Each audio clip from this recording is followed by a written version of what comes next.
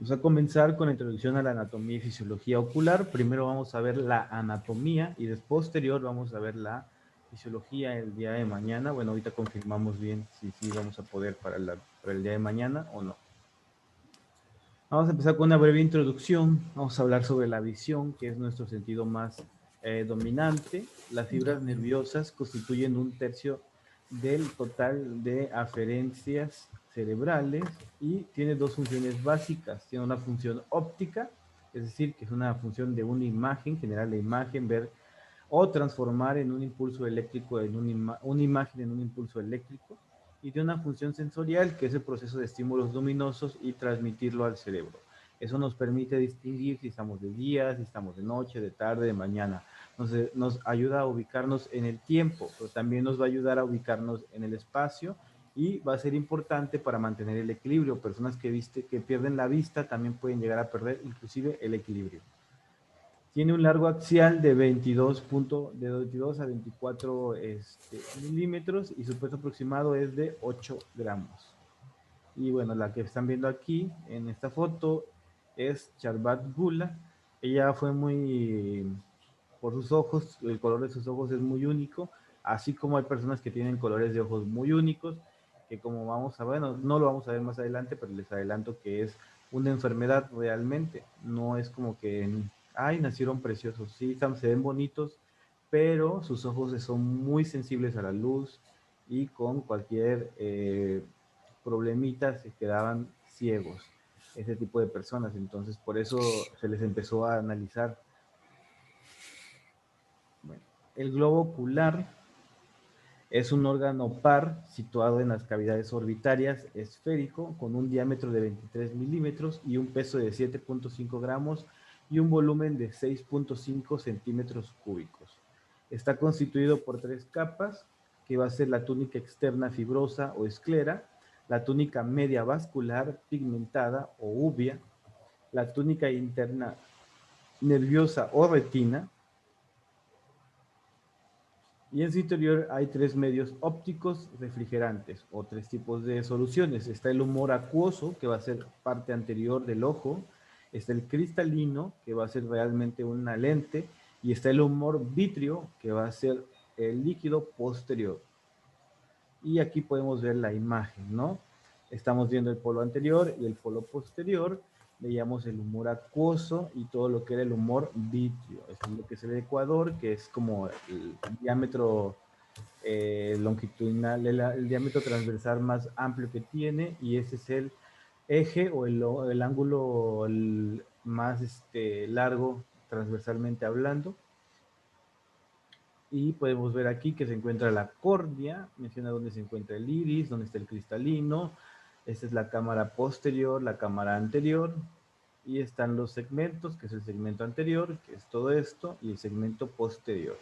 Aquí podemos ver cómo describe al nervio óptico su entrada ahí, ¿no?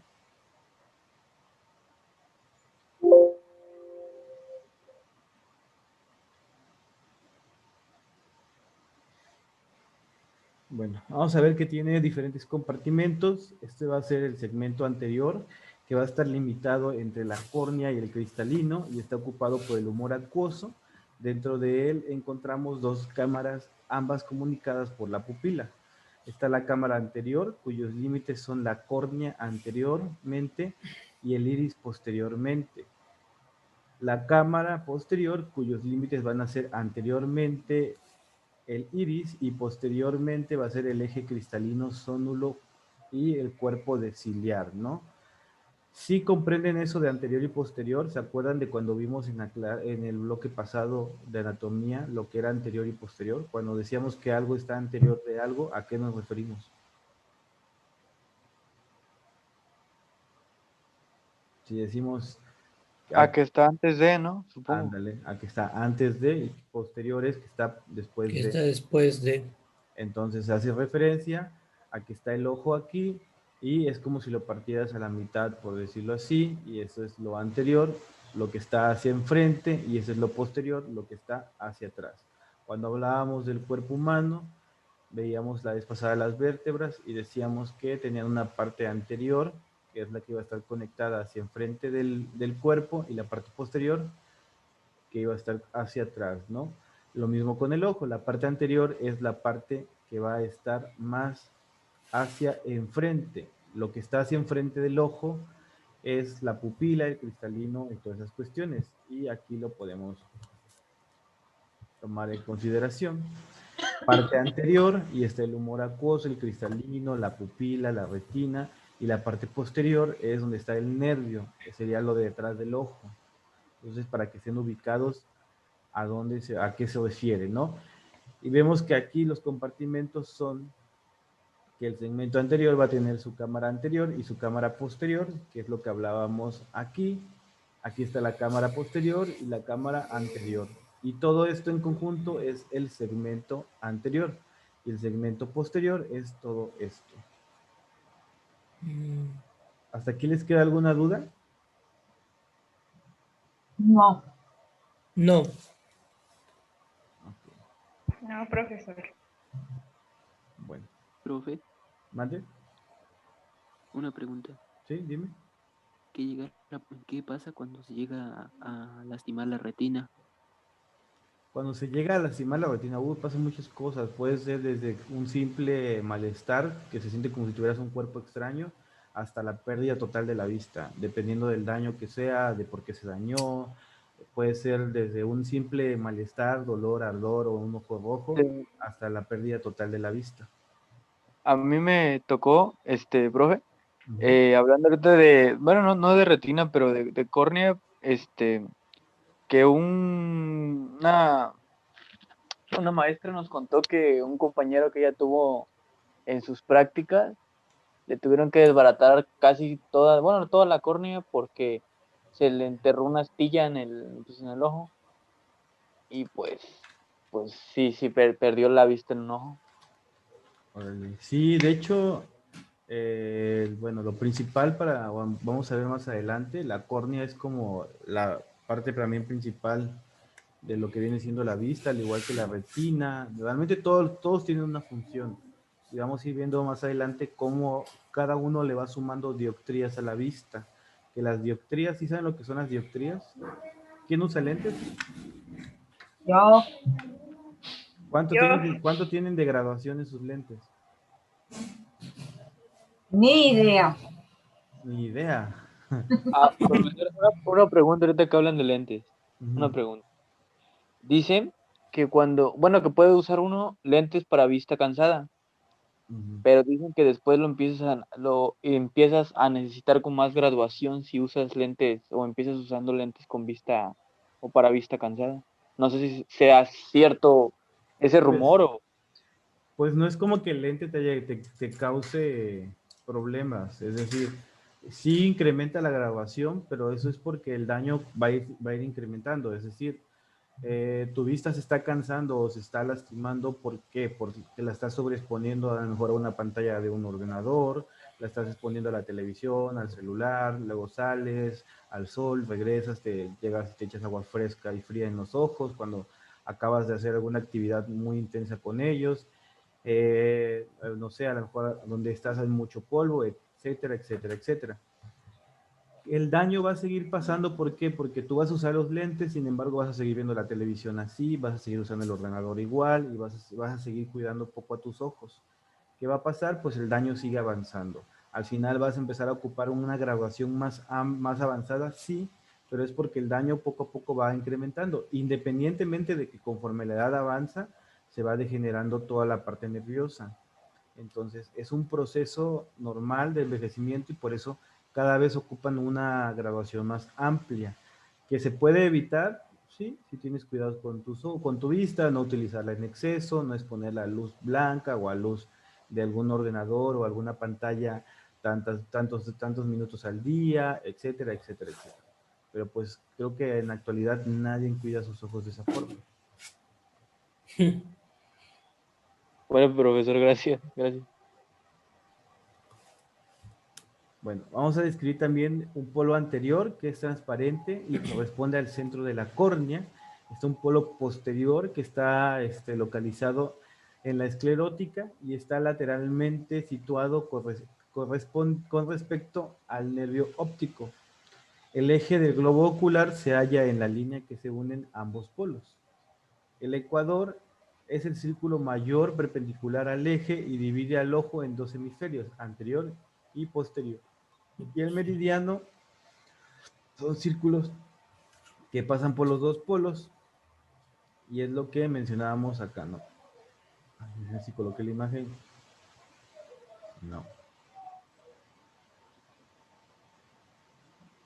Está el ecuador, lo va a dividir en anterior y posterior, y está el meridiano, que este va a abarcar ambos polos, el polo anterior y el polo posterior. Está el polo posterior que va a ser transparente, que es este punto, que corresponde, ¿a qué corresponde? Decía ahorita la diapositiva.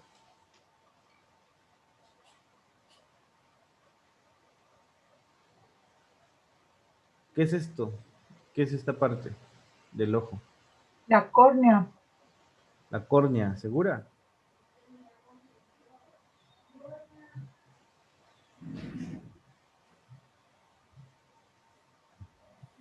Ahí Oh, está, para que vean. la esclerótica. Es al sí, no, de hecho corresponde Centro al de la centro de córnea. la córnea, que es esta parte. Es una parte transparente, es una parte translúcida, ¿ok? Hablábamos del polo posterior, que se va a localizar en la esclerótica y es donde sale el nervio óptico, que es esta parte de acá atrás. Ese es el polo posterior, y aquí está cerca o está casi donde sale el nervio óptico.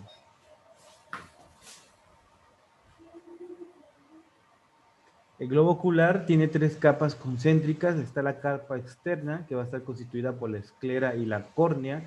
Está la capa intermedia, que va a estar constituida por el coroides, el cuerpo ciliar y el iris.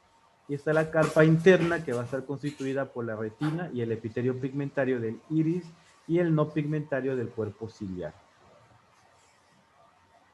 Y a grandes y a grosso modo, aquí es donde se va a encontrar el ojo. Podemos ver, está aquí la córnea, está el cristalino, el iris. El iris en realidad es un tubo. También está por ahí la conjuntiva, que va a ser la capa más externa, la esclerótica. Está el coroides, etcétera, el nervio óptico, el humor vítreo, y todas esas partes las vamos a ir viendo más adelante. La imagen entra aquí y en todo este proceso se va a transformar en un impulso nervioso para al final llegar acá en forma de impulso nervioso, ¿no? Y eso es lo que vamos a ver el día de mañana. Por hoy solamente vamos a entender de qué está constituido. Y bueno, vamos a empezar a hablar un poquito de la esclera. Claro. Tiene su límite externo junto con la córnea y cubre el segmento posterior del ojo y tiene lo que se llama limbo esclerocorneal. Y bueno, vamos a ver. Por ahí, Diego, ¿a qué parte del ojo corresponde esta parte? ¿O qué tú es de lo que ves físicamente del ojo? ¿Cómo identificarías una esclera en un ojo? La esclera. Ajá. ¿Se puede ver? ¿No se puede ver en el ojo?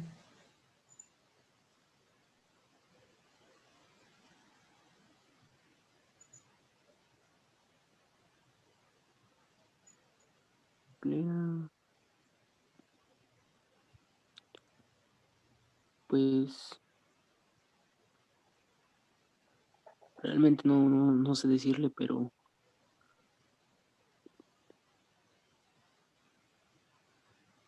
¿No? ¿Alguien Es sabe? la parte blanca. Yo, eso. Así es la parte blanca que se ve en los ojos. Tú ves el ojo y la parte blanca, eso es la esclera, ¿ok? Toda la parte Es la blanca. esclera. Eso cubre también hacia atrás. Por eso mencionaba que dentro de sus límites, ¿alguien se acuerda ahí o leyó en el artículo cuáles son los límites por delante y por detrás de la esclera? Aún sí, pero híjole, De los límites no me acuerdo. hay una, se llama de una forma específica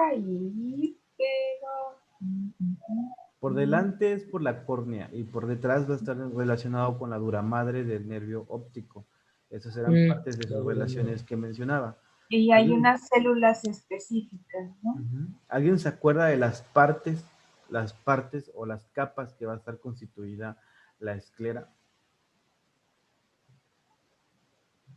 La esclera. No tiene que ver con el círculo arterial ni eso. No, ahorita todavía no. Es donde te da la conjuntivitis, es el tejido conjuntivo y luego tiene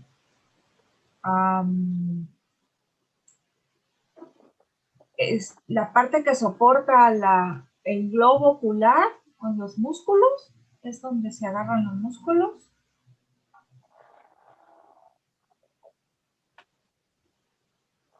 Y allí también están los vasos sanguíneos, por eso se nos ponen rojos los ojos. Hablando propiamente de los nombres, tiene 3 capas, es la epiesclera, el estroma y la lámina fúcea. Esas son las 3 partes o las 3 láminas o las 3 capas de las cuales va a estar constituida la esclera, ¿ok? Como ya habíamos mencionado, es la que le da ese color blanco al ojo. Está constituida por tejido de colágeno y escasos vasos sanguíneos, pero tiene una gran resistencia. ¿Por qué tiene esa gran resistencia? ¿Alguien tiene alguna idea de por qué creen que va a tener esa gran resistencia? ¿La qué, profesor? La esclera, ¿por qué tiene esa resistencia? Menciona aquí. Ajá. Pues, ¿resistencia hacia qué? ¿Hacia la luz? ¿Podría? O... Resistencia física, a cualquier Ah, esfuerzo físico, a ah, cualquier fuerza física. oh, Porque es la que soporta todo el órgano, es como que la bolsa de todo el órgano. Ujú.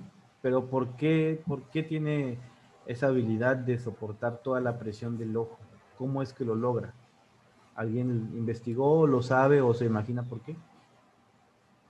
¿por el color? No.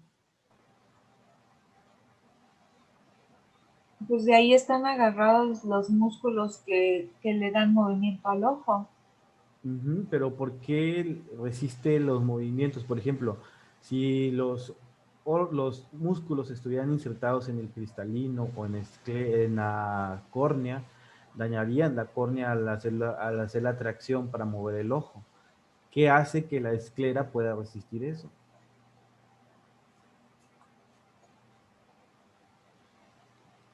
Son sus fibras de colágeno, su tejido de colágeno, ¿ok? Básicamente el colágeno está estructurado y organizado de una forma tal que permite tener esa resistencia. Es como cuando ustedes tejen o bordan algo.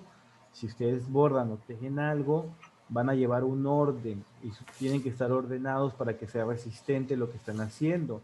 Si llevan un desorden y nada más anudaran las cosas al azar, habría partes fuertes y habría partes débiles. ¿Y eso qué permitiría? Que habría partes donde se rompe la tela y partes donde no se va a romper, pero sería inestable. En el caso de la esclera es exactamente por eso.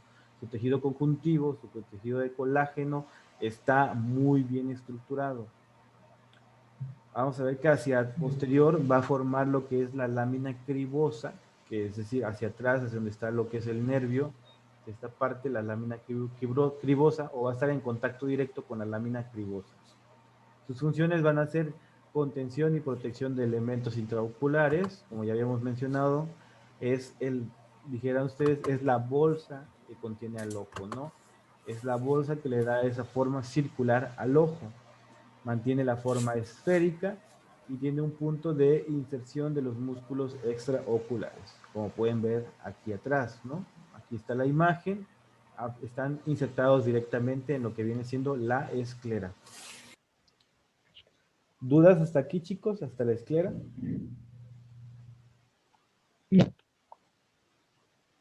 El estrabismo es por la dilatación de estos músculos o es otra cosa. ¿Qué es el estrabismo? Cuando se te voltean los ojos.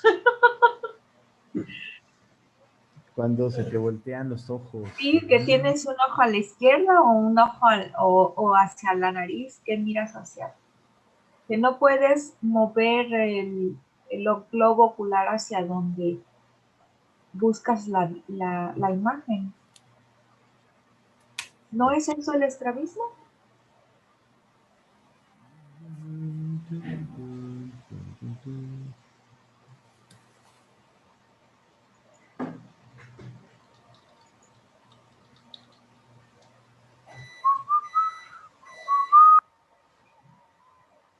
El estrabismo, en pocas palabras, es esto, ¿no? Sí, cuando los ojos expresan. Ujú. ¿Por qué creen que los ojos están colocados de esa forma? ¿Por qué creen que no son simétricos ustedes? ¿Qué creen que lo ocasiona? El estrabismo como tal sí es efectivamente un movimiento anormal ocular. Yo pienso que habrá sido un golpe, o probablemente. O al- No, es un defecto que se produce en el nacimiento, en la formación del ojo. Así es, el trastorno en el que los ojos no miran exactamente en la misma dirección al mismo tiempo. La causa del estrabismo puede ser la de lesión de un nervio o el mal funcionamiento de los músculos que controlan el ojo. El síndrome principal es que los ojos no miran exactamente en la misma dirección al mismo tiempo.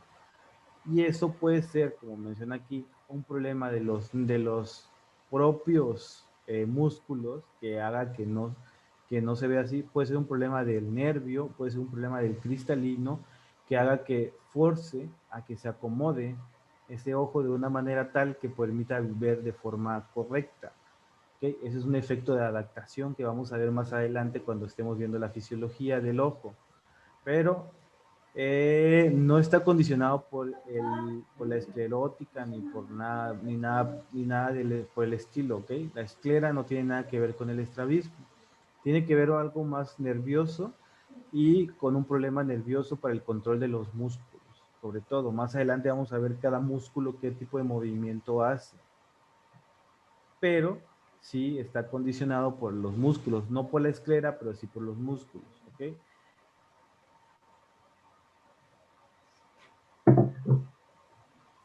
Aquí es lo que yo les mencionaba, tiene tres capas, la episclera, el estroma y la lámina fúsica. La córnea va a estar por delante y la dura madre del nervio óptico va a estar por detrás. Está en contacto con la lámina cribosa y se van a insertar en ella los músculos extraoculares. Es una de las características que vamos a tener en relevancia en lo que viene siendo la esclera. Aquí podemos ver cómo se encuentra la esclera, cómo están los nervios y todo esto va a ser la esclera, ¿no? La conjuntiva y los vasos.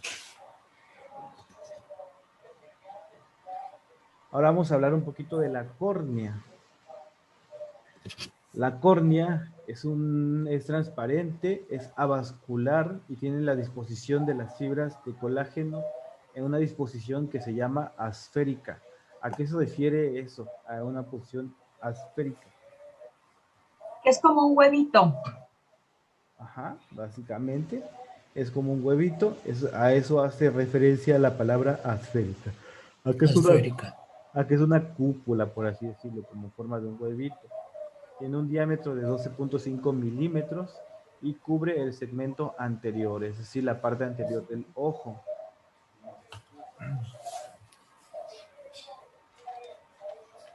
Vamos a ver. Vamos a ver por ahí. Magdalena, ¿me puedes decir en cuántas dioptrías suma la córnea a toda la vista?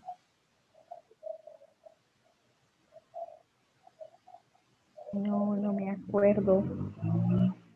Bueno, en general, ¿qué me puedes comentar sobre la córnea? ¿Qué leíste sobre eso? Sobre la córnea, bueno, vi dónde estaba situada en el ojo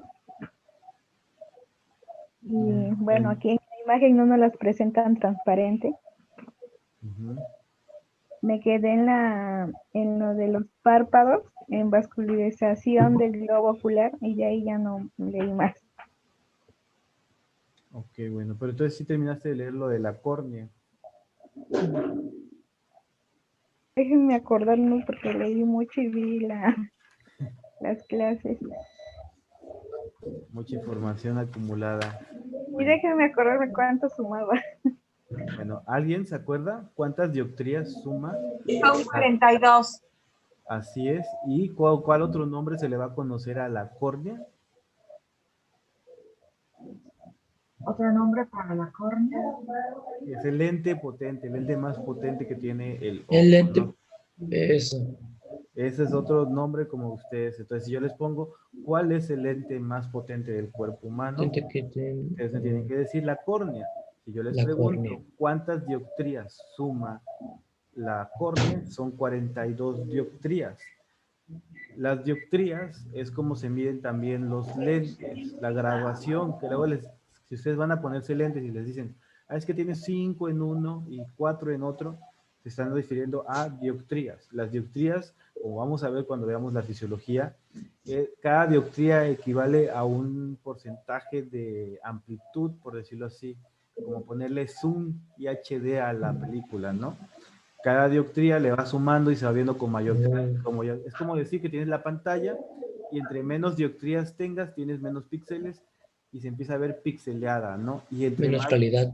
entre más dioptrías tengas, ves más píxeles, se empieza a distribuir más la imagen y se ve con más detalle y con más calidad. Entonces, así básicamente funciona la vista, a grosso modo. Ya el día de mañana probablemente vamos a estar viendo cómo es que funciona al 100%. Pero a la que va a sumar mayormente las dioptrías es la córnea, es la que va a estar encargada principalmente de eso. Después vamos a tener que la córnea tiene un epitelio plano pluriestratificado no queratinizado. ¿Ustedes ya habían escuchado la palabra epitelio? Sí. ¿Qué significa la palabra epitelio? ¿O qué creen ustedes que significa esta palabra? Es una película muy delgada. ¿De qué? ¿No? ¿Película de terror? ¿De comedia? No, una película pues es que se le... Pues yo que me acuerdo del epitelio, alguna vez lo escuché, pero es como para definir a la piel, ¿no? Al tejido. La palabra. La piel tiene epitelio, pero todos los órganos tienen epitelio, entonces no es propio de la piel. No, sería el tejido, ¿no? El tejido. Ándale, es la parte o la capa más superficial de tejido, como mencionaba su compañera, es la parte una parte delgadita, es una parte muy sencilla, pero muy importante, porque es gracias al epitelio que se pueden absorber o que se puede permanecer cerrada para que no salga líquido o para que no entre líquido. Entonces, por eso es importante los diferentes tipos de epitelio. Ustedes no tienen que saber como que los tipos de epitelios y todo eso. Si los estudian sería magnífico. Cuántos tipos de epitelio hay y todo eso, porque entenderían algunos conceptos que vamos a estar manejando durante todo lo que resta del bloque, pero si no, de todas formas va a ser suficiente con que sepan que la córnea tiene un epitelio plano pluriestratificado no queratinizado. Lo que significa que es no queratinizado es que no es como la piel tiene queratina y por eso se siente así seca o rígida o firme o sólida. Si ustedes tocan su ojito, que no se los recomiendo porque pues les va a arder, van a sentir que es húmedo, que la capa superficial es húmeda, es ligeramente como blandita, no se siente igual que la piel. Porque no tiene Profesor, ¿mande? Que dice que la córnea tiene un epitelio plano, que no está queratinizado. La queratina da regeneración, ¿no? Podría decirse así. Entonces, No, la queratina no da regeneración, la queratina da cierta firmeza a ciertos tejidos, ya sea el cabello, la piel, etcétera. Pero no se encarga de la regeneración. Es como tal un elemento interno que da esa como... Esto iba a preguntar porque si no tenía queratina y yo pensé que la queratina era como algún tipo de regeneración de la piel, por tanto pensaba que no se regeneraba si se lesionaba el epitelio de la córnea, por eso preguntaba. No, de hecho, justamente la siguiente pregunta es que es un tejido que tiene alta capacidad mitótica. ¿A qué se refiere este concepto, este punto que dice alta capacidad mitótica? ¿Alguien me puede decir? Diego, ¿me puedes decir a qué se refiere alta capacidad mitótica?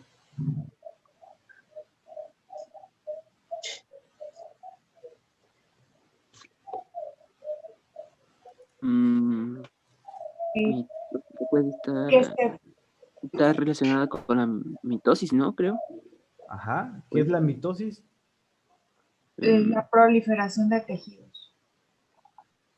Ok, la O sea, mitosis se es, multiplica. la mitosis es la multiplicación celular, la división celular.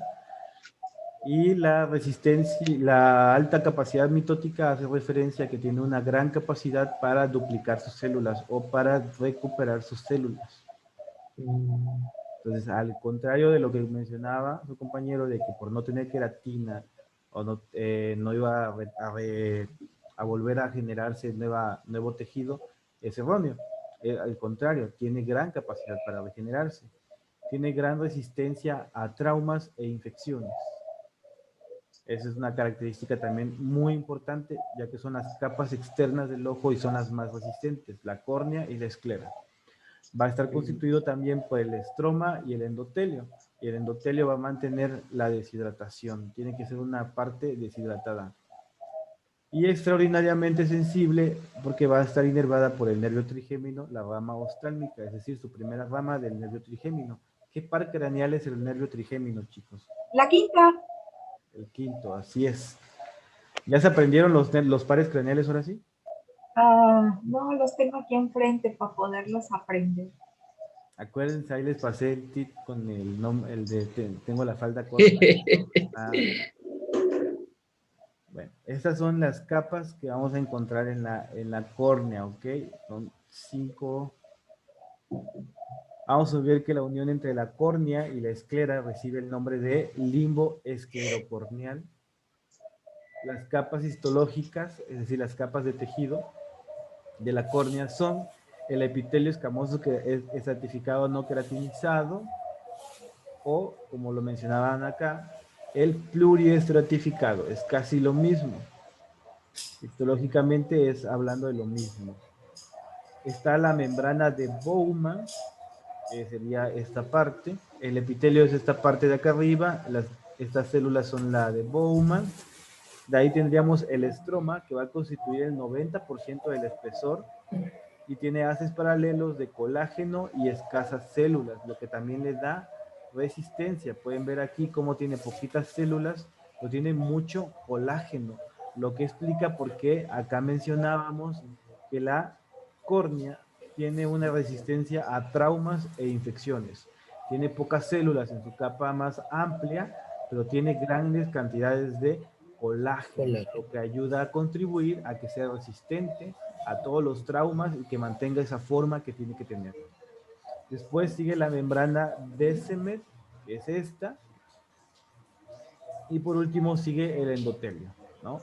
Entonces, pueden ver que tiene dos membranas, está la membrana Bowman y está la membrana de Descemet.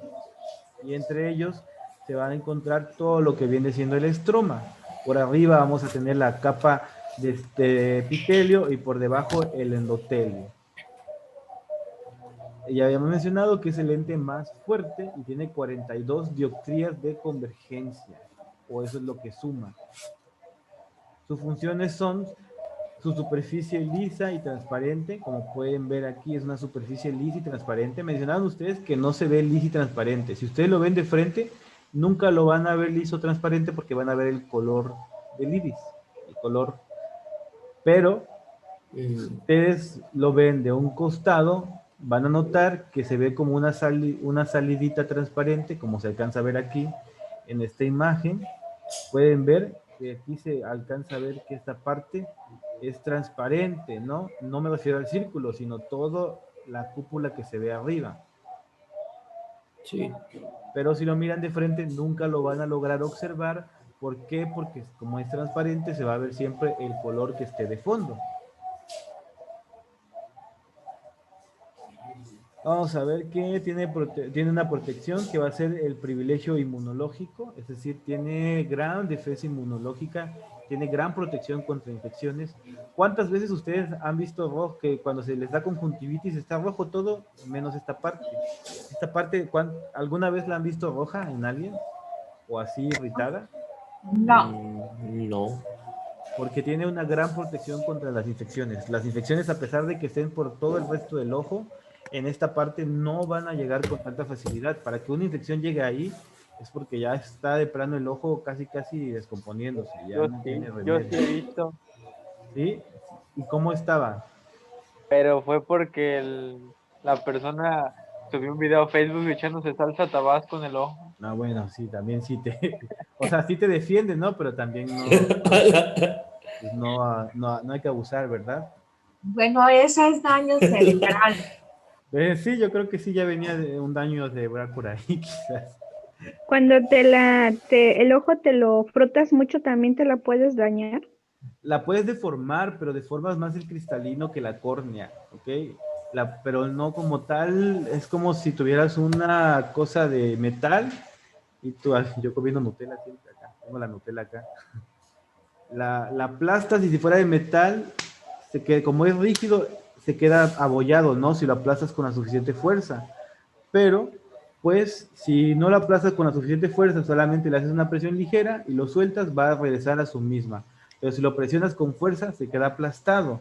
Esa es la desventaja de que sea fuerte, porque es fuerte para resistir precisamente los traumas, pero si el trauma es muy fuerte, se queda aplastada, abollada. Entonces puede ser algo que le puede jugar en contra, pero normalmente siempre va a ser algo positivo. Si tú te tallas los ojos todos los días, a largo plazo puedes deformarlo. No es como que la dañes, no es como que le des infección ni nada, pero si lo deformas. Y acuérdense Ok, que el ojo funciona de los lentes, ¿no? Si el lente está deformado, es como si vieras el mundo totalmente diferente. Es por eso que dicen, no te rasques los ojos, no te talles los ojos. Es cierto cuando dicen las mamás y te regañan de que es que no te talles los ojos, pero no es como que te vayas a quedar ciego ya nada más por tallártelos una vez, ¿no? porque hasta como que truena algo cada Ujú. vez que te lo De frotas. hecho, si truena, es el párpado. Si tú te frotas y nada, sin frotarte duro y solo frotas el párpado, vas a notar que hace el mismo ruido, hace como un... Y eso es porque es el párpado que está conectado con lo que viene siendo la esclera, lo que viene siendo la córnea, y se despega de ellos, ¿ok? Y hablando precisamente de esa conexión, está conectado por el fil lagrimal. ¿Alguien me echó? Ah, por ahí vamos a comprar una pechuga. ¿Quién va a comer taquitos de pollo? Y no La invitan. Nutella primero y luego la pechuga. No, no Vayan por soy la yo. Tengo pechuga. hambre. No soy yo, el de la pechuga. Yo solamente me alimento de Nutella. Bueno, entonces vamos a tener por último el fil El lagrimal. lagrimal. ¿Qué es eso, chicos? ¿Qué es eso? ¿Qué creen que sea? Ajá. Me preguntas cuánto es y ya lo traes y te doy. Sí, me suena como a ¿Quién película. es el que está hablando? Pensé que era el profe. No, no soy yo. El fil lagrimal, ¿a qué le suena? Mencionaban por allá películas. ¿Quién mencionaba eso? Am, Yo, es por donde salen las lágrimas, que son las que Ándale, se encargan de mantener lubricado el ojo contra el párpado. el film lagrimal, profesor, yo siento que es el hoyito ese que tiene el ojo en los párpados, bueno, en el párpado inferior, No. ¿no? Igual. Ah, bueno.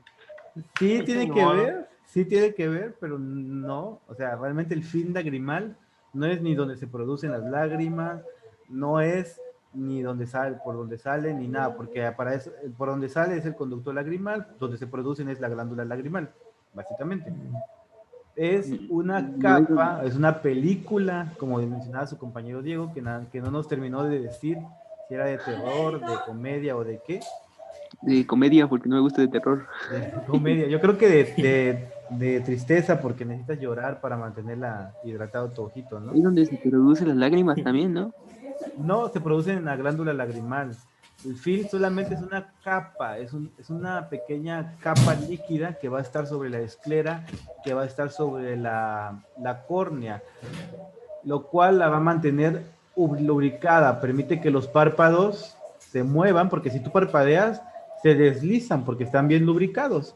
Si no tuvieras esta capa, esa capa que sí es producida por las glándulas lagrimales y que sí es condicionada por las lágrimas, o sea, sí tiene que ver, lo que decían ustedes es correcto, pero no es eso, o sea, eso es secundario a lo que mencionaron ustedes, ¿ok? El film lagrimal es secundario a la producción de lágrimas, ¿ok?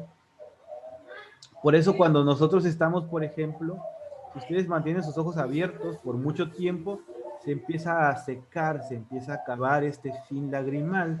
¿Y qué es lo que pasa cuando empiezan a parpadear? ¿Qué les pasa? Si ustedes tienen Se abierto, lubrican en los ojos. empiezas a llorar. Sí, humecta. ¿Por qué? Porque se lubrican los ojos, se tienen que volver a formar esta capa. Y esa capa es necesaria para que los párpados puedan deslizarse sin problema y para que el ojo pueda moverse hacia todos lados. Si no tuviera esta capa de lubricante, cada vez que se moviera el ojo sentiríamos cómo raspa con los párpados. O cada vez que parpadeamos, imagínense que sintiéramos cómo nos raspa el párpado. ¿No, verdad? Entonces, es por eso que pasa eso. A las personas que no pueden llorar, porque hay una enfermedad de las personas que no pueden producir lágrimas, no es que no se sientan tristes, simplemente no producen lágrimas, es un gran problema porque tienen que sustituir con gotas, cada cierto tiempo se tienen que estar echando gotas para mantener y crear de forma artificial esta capa. Igualmente las personas muy mayores que han tenido cirugía de cataratas, reemplazo del lente intraocular, requieren una constante lubricación para mantener el ojo sano. Así es, y una porque se va degenerando la capa. Ajá. ¿Y qué ibas a mencionar? Menciona si quieres. Sí. No, sí está. Por favor, siga. Ajá, bueno, una porque se va degenerando la capa, o también las glándulas se van degenerando, y dos, por la introsmesión, por colocar algo artificial que no va a ser natural, por decirlo así, o que va a ser natural, pero que va a ser agregado de otra persona, se daña esa protección. Aparte de que también los ancianos sienten menos dolor, menos malestar, lo cual les permite mantener los ojos más tiempo abiertos, porque ellos, como sus fibras sensitivas están más dañadas, les permite más tiempo tenerlos abiertos y eso hace que se dañe más la capa. Y la capa o el film lagrimal está constituido por una capa de mucina, una capa acuosa y una capa lipídica. La capa de mucina es producida por las células falciformes y aporta buena distribución y adherencia. Y la capa acuosa es producida por las glándulas lagrimal, como ya habíamos mencionado. El mayor aporte al film va a ser esta, o sea, obviamente, como mencionábamos, si te resecan los ojos, empiezas a parpadear y ¿qué haces? Llorar. Y la capa lipídica está producida por las glándulas de Meibonio, que aporta estabilidad, menor roce y superficie lisa. ¿Okay? Entonces esas son las tres capas. Si yo les pregunto qué es el film lagrimal, no me vayan a contestar que es el tubito, no me vayan a contestar que es donde se producen las lágrimas, porque no es eso. Yo les pregunto cuáles son las capas del film lagrimal, me pueden responder ustedes que tiene tres, una capa de mucina, una capa acuosa y una capa lipídica. Y bueno, aquí de manera gráfica podemos observarlo. Está la estructura de la película lagrimal, la lipídica, la composición acuosa de mucinas solubles y la capa de mucina adherida a la membrana. Y aquí están las células de la superficie de la córnea, como se van a observar. Aquí pasa exactamente lo mismo, se hace un corte, es lo que sería la córnea, la capa de mucina, la película lagrimal, que era la más amplia, y la capa lipídica, que está hasta arriba. ¿Dudas hasta aquí, chicos? No. No. Bueno. No. Pasamos ahora a la capa intermedia o a la uvia. Esa capa intermedia o uvia, ¿en qué se iba a dividir, chicos? ¿En qué partes? ¿Se acuerdan? ¿En 5? En 5, ¿en cuáles? En las 1, 2, 3, 4 y 5. Sí, pero ¿cuáles son los nombres? Iris, Iris, córnea, Ajá. el cuerpo ciliar, ciliar ajá, el y cristalino Ajá. ¿Y qué más? y algo que se llama corroides, Coroides. coroides. Ajá. Sí, coroides, con una N. A grandes rasgos, así es como se va a dividir. Es también conocida como la túnica vascular, porque es donde van a estar las arterias. Está compuesta por 3 partes que son de anterior a posterior: el iris, el cuerpo ciliar y el coroides, ¿ok? Esas son las 3 capas de las cuales van a estar compuestas. Las que mencionaron después, que era la retina, y también que mencionaron por ahí, ¿qué más mencionaron? Mencionaron como 5. Esos ya pertenecen a la capa interna, ¿ok? De la capa intermedia, simplemente van a estar constituidos por el iris, el cuerpo ciliar, que es la cuerpo ciliar úvea y anterior, coroides. y el coroides, que es la úvea posterior. Uvea va a ser el nombre que se le va a dar a toda la capa intermedia. Y va a ser anterior y posterior, anterior la ciliar, posterior el coroides, y el iris, que va a ser intermedio. Contiene muchos vasos sanguíneos y un pigmento pardo oscuro. Y aquí vamos a ver cómo está distribuido, por así decirlo, ¿no? Podemos ver dónde esa se es la encuentra. imagen del libro, ¿verdad? Esa es la imagen del Sí, libro. Podemos ver cómo está el coroides, cómo está el cuerpo ciliar y cómo está el iris, o dónde está colocado el iris, ¿no?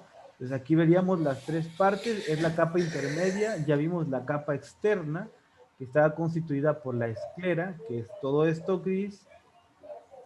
Es todo esto gris. Yo en mis dibujos, mi círculo perfecto aquí. No quiere ver los míos. Qué bueno que no soy arquitecto, porque si no.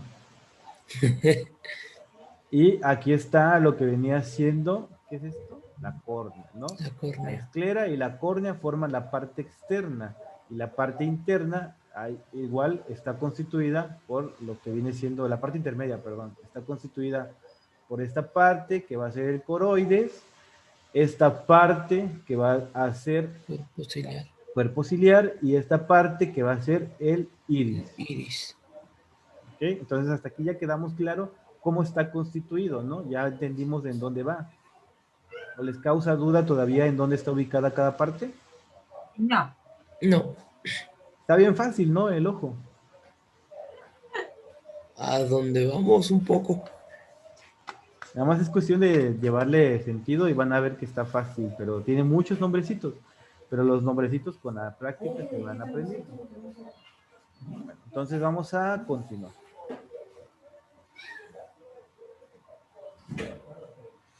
Bueno, vamos a empezar a hablar un poco de las capas que tiene. Ya mencionamos que está constituida por el coroides, por el iris y por el otro. Y empezamos con el iris. A grosso modo, vamos a ver. A ver. Daniel, a grosso modo, ¿qué es el iris? ¿Qué me puedes decir tú del iris antes de que entremos a hablar?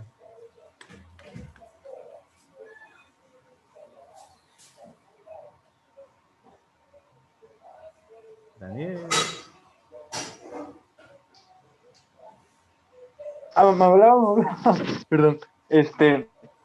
Pues yo diría que pues es la parte de color del ojo, ¿no? Es la abertura del centro. Ok. Es la que recibe la luz, yo diría. Mm, mm, La primera parte es cierta, la segunda parte no. ¿Y qué más? ¿Qué otra característica que es lo típico del iris? ¿Qué otra característica que es lo más importante, o la función más importante que va a tener el iris? El color, la Ujú. visibilidad. Bueno, entra y abre. Así es. ¿Y cómo se Cierra llama la eso? pupila. ¿Y cómo se llama eso? midriasis y miosis. ¿Ok? Cuando está ¿Miosis? con meosis o miosis cuando está dilatado, contraído, se le va llamando midriasis, miosis. Y esa es una de las funciones principales de lo que viene siendo el iris. La pupila y el cristalino son los lentes. ¿Han visto las cámaras profesionales cómo funcionan?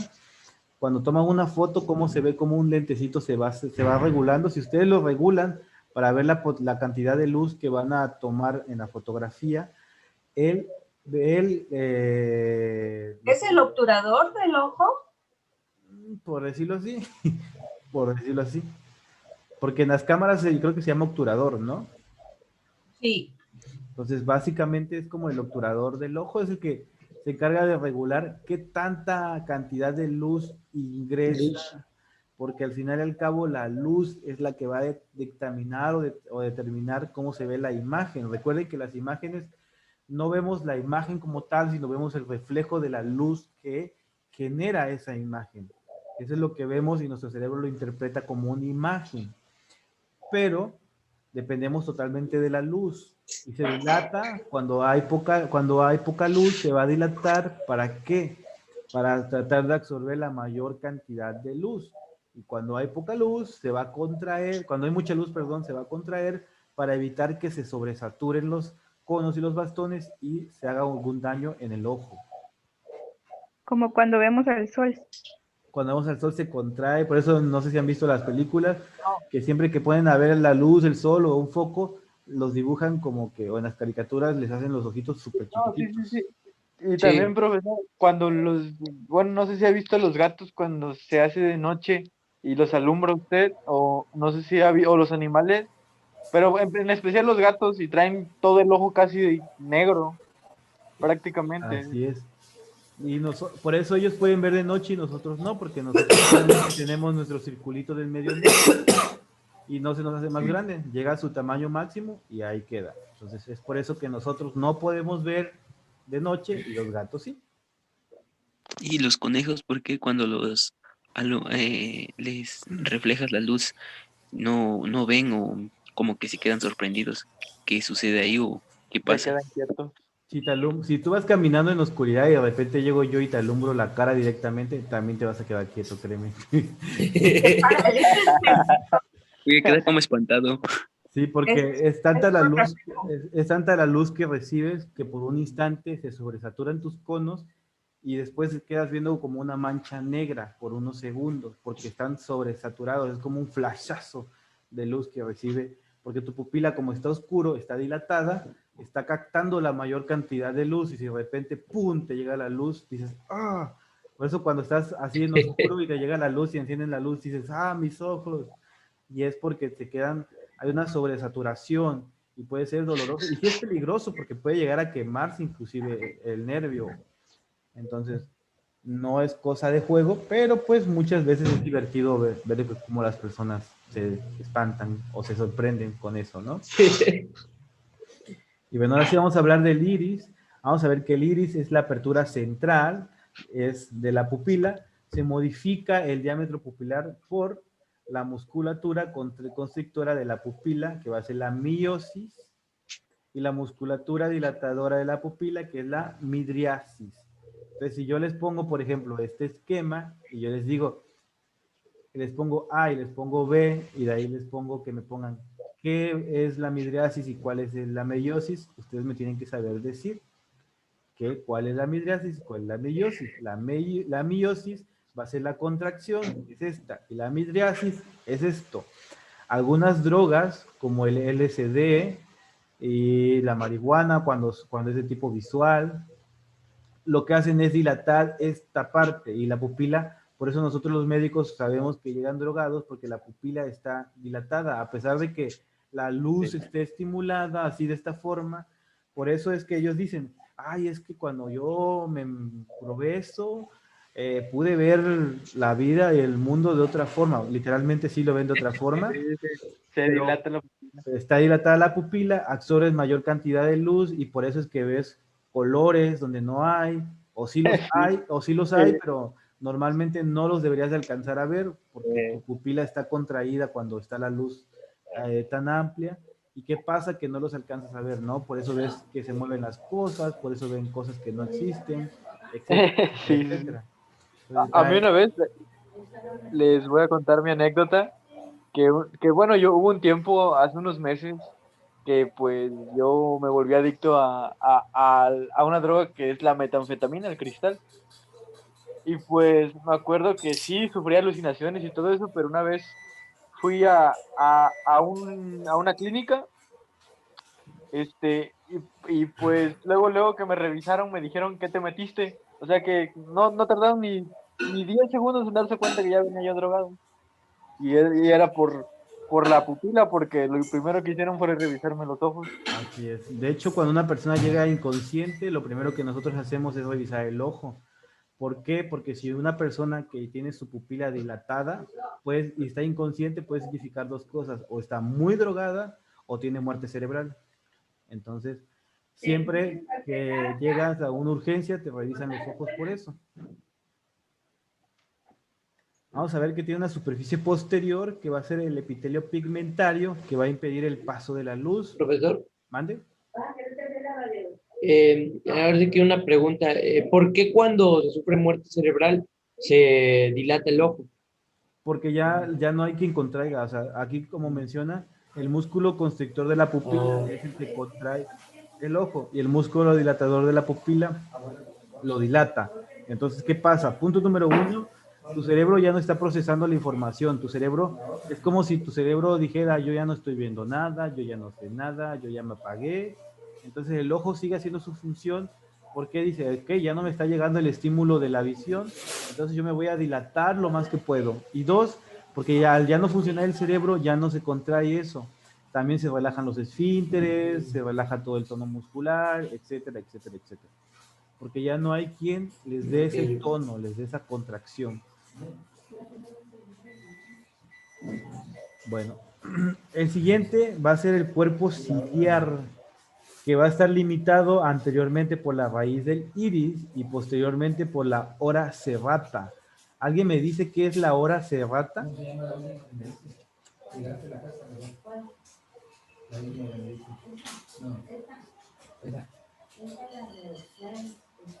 ¿Ahora qué? Ora serrata, esta. Ora serrata. Es una transición. ¿Entre qué y qué? Entre las dos partes estas que son el iris La retina. y la retina, ¿no? Así.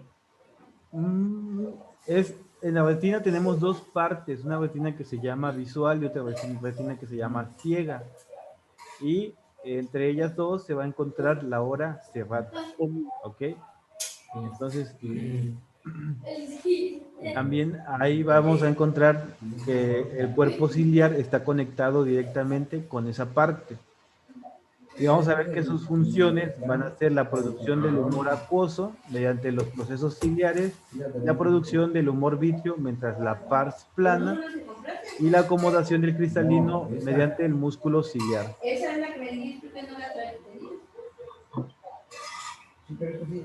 ¿Enseño la chancla, Christopher? Ya lo están regañando. ¿Mandé? ¿Están No, a mí no. regañando? ¿No? No trajeron la pechuga. Ya tenemos hambre.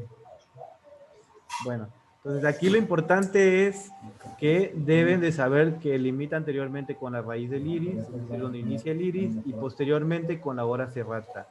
Las funciones principales va a ser la producción del humor acuoso, los procesos ciliares, la producción del humor vítreo mediante el pars plana y la acomodación del cristalino. Aquí es donde se encuentra el cuerpo ciliar, que es lo que veníamos hablando, ¿no? Estaba el iris, el cuerpo ciliar, y hacia atrás íbamos a encontrar el coroides. El cuerpo ciliar son los procesos ciliares, son las crestas longitudinales del músculo ciliar. Se encargan de la acomodación del cristalino mediante el ligamento suspensorio del cristalino.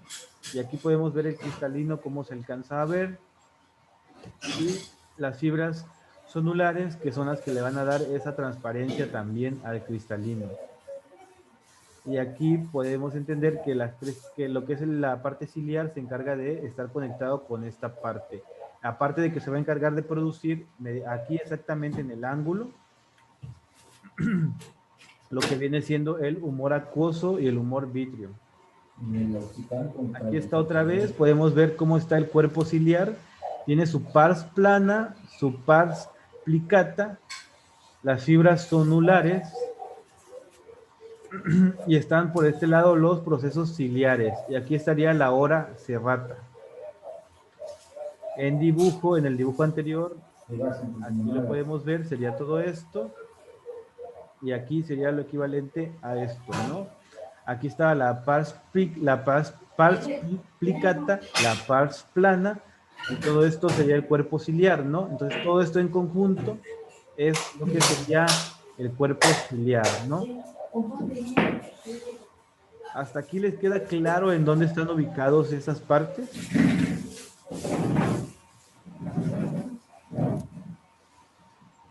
Y en la parte Más o menos, más o menos. posterior del ojo. Estamos hablando de la capa No. intermedia. Anterior, ¿no? Vemos aquí, mira. La de en medio. La parte, capa de en medio. la capa de en medio, en su parte anterior, más anterior, se encuentra el iris. Después le sigue el cuerpo ciliar y por último vamos a tener el coroides, que va a estar abarcando Coroides. esto, ¿no? Entonces, en este cuerpo ciliar, que sería lo equivalente a esto, eso es lo mismo que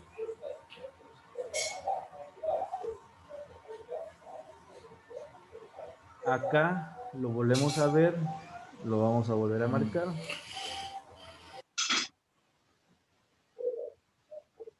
Y después, acá está el ángulo, si te das cuenta. Aquí vamos a ver cómo se va a unir con lo que viene siendo también el cristalino. Aquí está, es esta misma parte, es el mismo ángulo. Y esta parte es lo que sería el cristalino, ¿no? Entonces aquí abajo, en la capa intermedia está, aquí está el cristalino, aquí está el cristalino y lo equivalente sería en esta parte. ¿Qué es lo que hace? ¿Lo sostiene? ¿Qué es lo que hace qué? El cuerpo ciliar, porque es que no entiendo qué es lo que hace ahí. Bueno, lo que hace ahí es producir todos los líquidos del ojo, ¿ok? Esa es su principal función. Más que sostén, es producir todo lo del ojo. Lo habíamos mencionado acá, que sus funciones principales es la producción del humor acuoso mediante los procesos ciliares, la producción del humor vítreo mediante la pars plana y la acomodación del cristalino mediante la musculatura ciliar.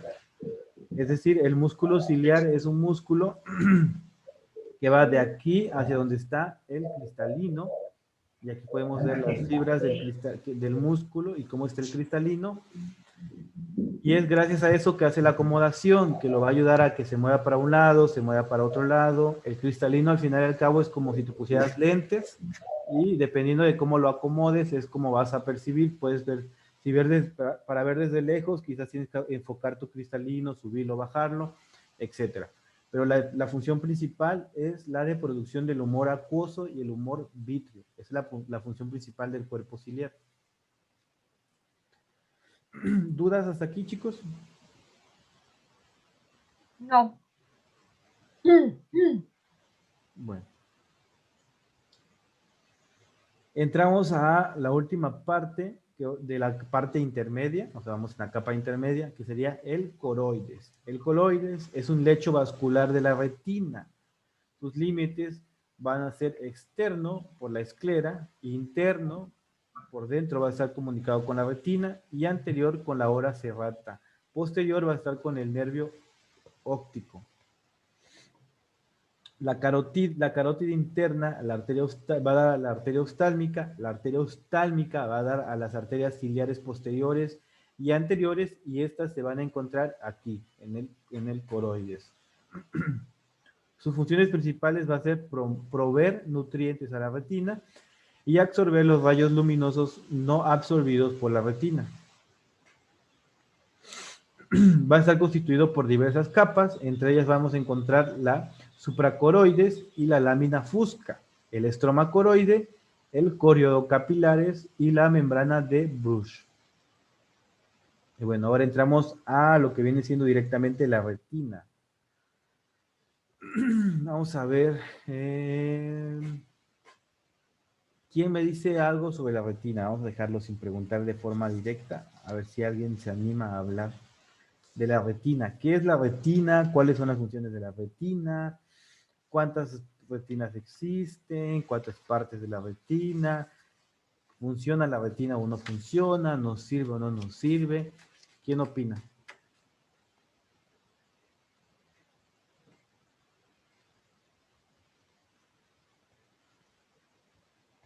Nadie. ¿Ya nadie llegó hasta acá? ¿Hasta la retina?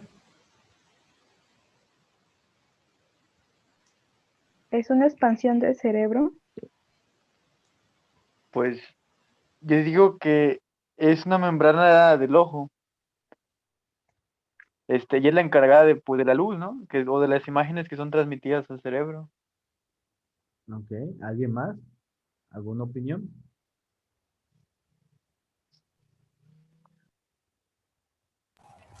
Bueno, yo no recuerdo bien, pero vi que había dos, una que era visual y otra no visual. Algo así recuerdo, pero ahora sí que no es del todo. Ok. Bueno. Es Vamos un a... nervio óptico.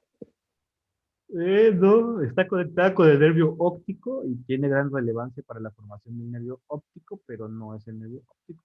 El nervio óptico, la retina transforma las imágenes en impulsos y el nervio óptico solo transporta impulsos. El nervio óptico no transporta reacciones visuales, ni luz, ni nada. Solo impulso eléctrico o impulso nervioso. Y la encargada de transformar las imágenes en impulsos es la retina. Vamos a ver qué es la capa más interna. Tiene por su límite anterior con la ora serrata, por su límite posterior con la papila, por su límite externo con el coroides y por su límite interno con el humor vítreo. Permítanme tanto, chicos, que ya me está dando sed.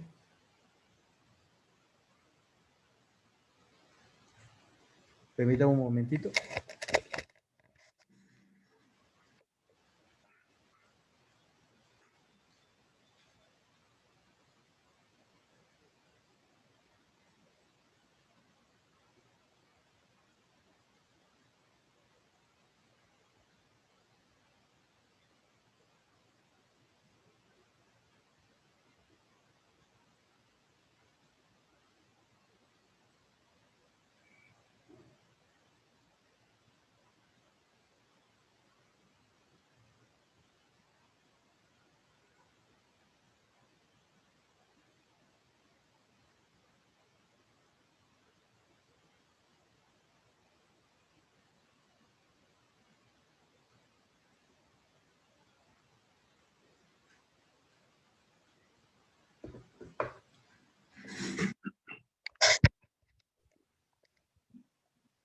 Ya.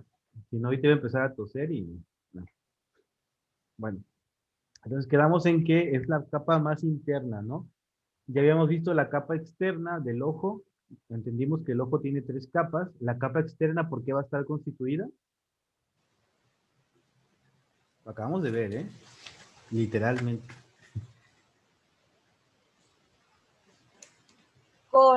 Córnea, Iris, cuerpo ciliar, coroides y la La capa blanca. esclera. Ok. ¿Y la capa intermedia? Las pars, radiacatas, las...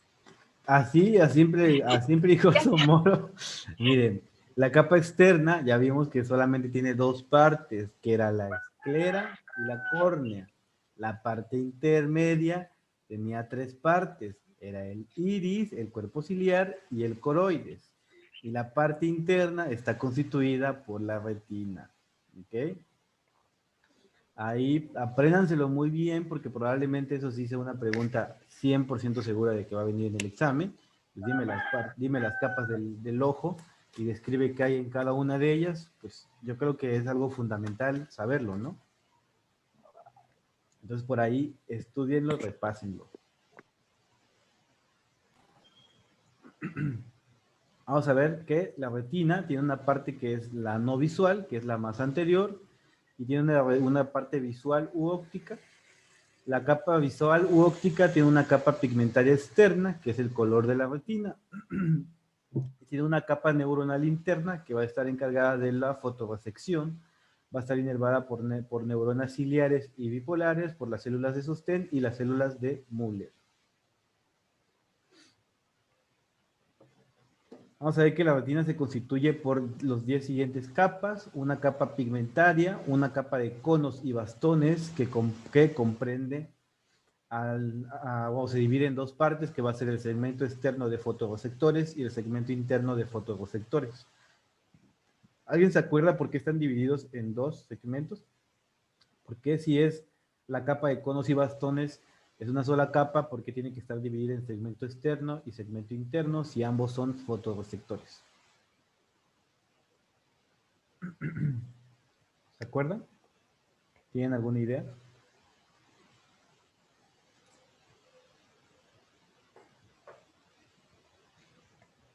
¿No? Bueno. Los dejo de tarea. Investiguen qué es el segmento externo y cuál es el segmento interno y cómo se dividen, que de hecho más adelante lo vamos a ver. La membrana limitante externa, que va a ser el extremo de la fibra de Müller.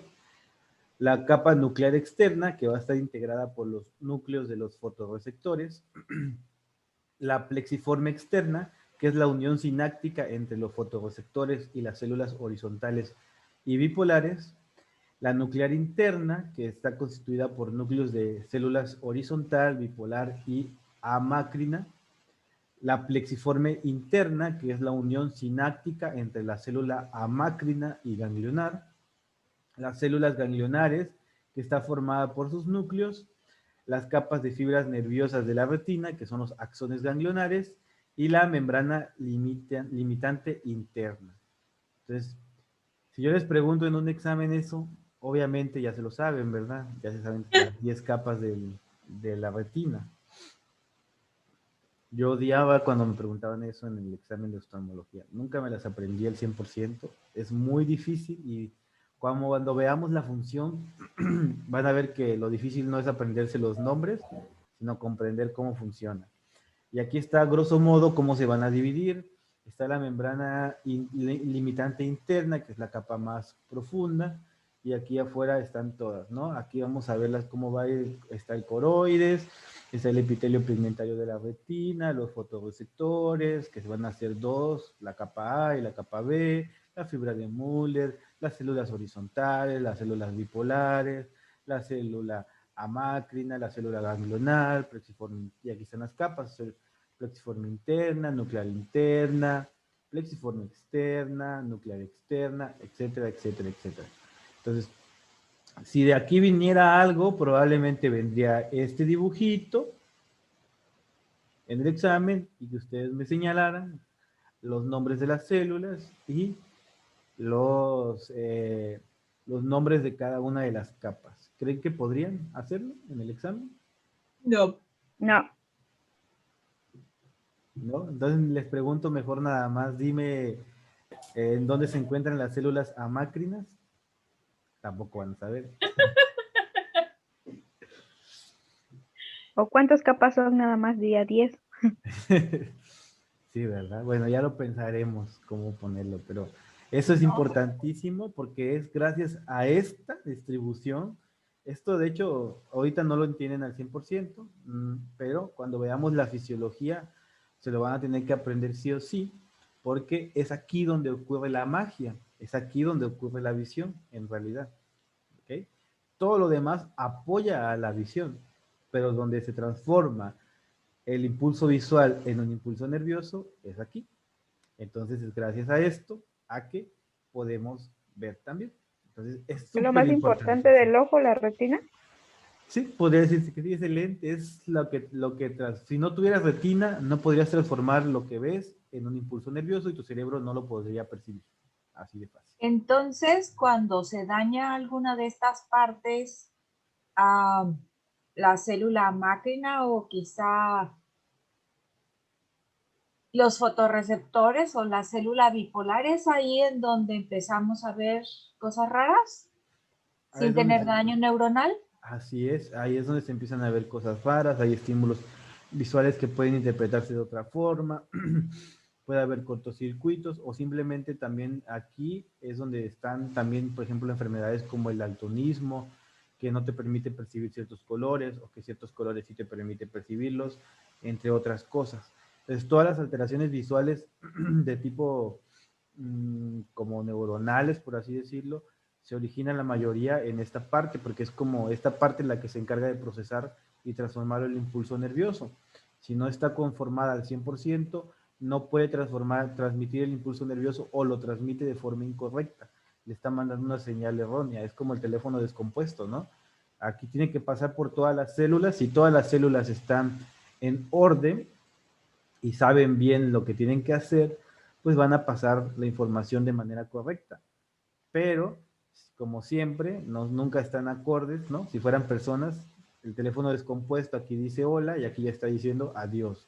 Entonces, básicamente, a eso se hace referencia de que todas las enfermedades pueden nacer aquí del carácter visual, es decir, de alteraciones visuales, no de miopía, no de estrabismo y esas cosas, porque esas nacen en otras partes, sino las puras alteraciones visuales como el daltonismo, que es como el más clásico.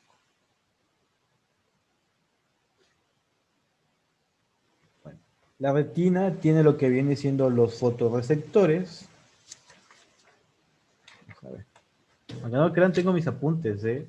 No crean que... Les digo que sí me chuto todos los artículos que les subo. Para que vean que sí se puede leerlos, porque también trabajo, les doy clases a ustedes, en la mañana los escolarizados también, y aparte voy al hospital a trabajar. Entonces, trabajando, pero se puede estudiar todo, ¿eh? Los fotorreceptores. ¿Alguien me puede decir cuántos tipos de fotorreceptores tenemos? Dos, ¿no? ¿Cuáles son? Conos y bastones. Ok. Pregunta más avanzada y más difícil. ¿Me pueden decir qué tipo de luz ven los bastones y qué tipo de luz ven los conos?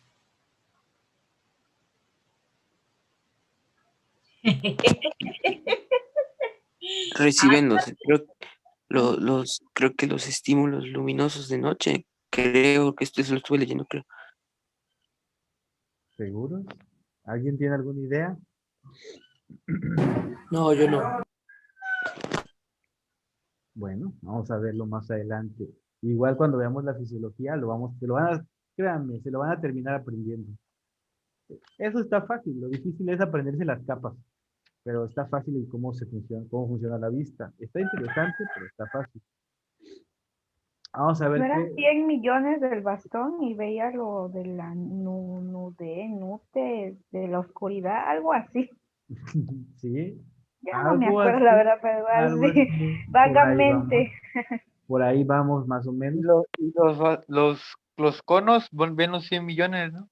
Y los bastones ven rojo, verde y azul. Los conos, efectivamente, vamos a ver que van a estar relacionados más con la luz del día y los bastones más con la luz nocturna, por los colores a los cuales estamos destinados a ver. Eso explica por qué hay personas que pueden ver mejor de cerca, de lejos, personas mejor de noche, de día. Los bastones se van a encontrar en la retina periférica y se encuentran principalmente ahí, ¿no? Van a detectar la luz y la sombra y se van a encargar de la visión nocturna. Los conos va a encontrarse en la retina central y se va a encontrar o encargar o aquí ven, aquí dice, se concentran en la parte central de la retina que se llama mácula. Aquí es lo que sería la mácula, esta parte. Y ven 3 tipos de pigmentos para la detección de los colores: el rojo, el verde y el azul. El rojo, el verde y el azul. ¿Ok? Entonces los bastones son para la oscuridad y detectan la luz y la sombra, sirven para la visión nocturna, y los conos sirven para la visión diurna y se encargan de ver el rojo, el verde y el azul. Los bastones se encuentran en la retina periférica. ¿Cuántos millones habíamos dicho que había? 7 millones. Bien. 100 millones, así es. 100 millones. 100 millones. ¿Ok? Y estos no van a distinguir el detalle fino o el color. Es una característica también importante. Detalle fino, por ejemplo, si ustedes ven es como decir que el detalle grueso es que tú digas que este es un papel. Y el detalle fino es decir, es un papel que tiene letras y tiene letras ahí que dicen funciones de no sé qué cosa. Entonces, ustedes, los bastones no van a servirte para ver de forma fina, simplemente van a decirte, ok, ahí está una mesa, punto. Y ya los conos son los que van a detectar la luz roja, la luz verde y la luz azul, y son los que nos van a ayudar en la visión diurna. Y es la que nos va a permitir decir, esa mesa es café, está hecha de madera, tiene una astilla de este lado, la pata de este lado está chueca, aparte tiene el dibujo de acá, y así, ¿no? Las cosas finas nos va a ayudar a ver lo que son los conos. Ya saben cuáles son los 2 tipos de fotorreceptores, conos y bastones. Uno en la periferia y otro en el centro. Uno de día, otro de noche. Uno la luz y la sombra y el otro a los 3 colores básicos, ¿no? Y bueno... ¿Y los los 2 bastones se llegan a dañar alguna vez o no? Sí, cuando veamos la fisiología, vamos a ver un poquito de algunas enfermedades de la visión y cómo se producen. Y vamos a entender al 100% que realmente son daños que se le han hecho a los receptores nerviosos. ¿Y cuántos millones hay de conos en la retina central? 7. Ahí sí son 7 millones. ¿Ok? Entonces, ¿ya les quedó claro la diferencia entre la retina periférica, la retina central, entre los bastones y los conos? Sí. Más o menos, más o menos. Sí. Bueno, nada más una repasadita y yo creo que les queda claro. De hecho, Sí, sí ya lo más entendí. claro. Esto sí lo entendí. Bueno, genial. Vamos a ver que la sinapsis va a estar haciéndola con las células bipolar, que va a llevar después a la célula glandular, viaja y formará después el nervio óptico, que es lo que veíamos acá en las capas. Estaban acá los fotorreceptores, conos y bastones, la capa de Müller, las células horizontales para llegar a las bipolares, y después estas iban a conjuntarse para llegar hasta las ganglionares. Aquí podemos ver cómo están las ganglionares, y después estas se conjuntan para formar el nervio óptico, que aquí ya está formándose el nervio óptico. Obviamente ese es un esquema, no es que sean así.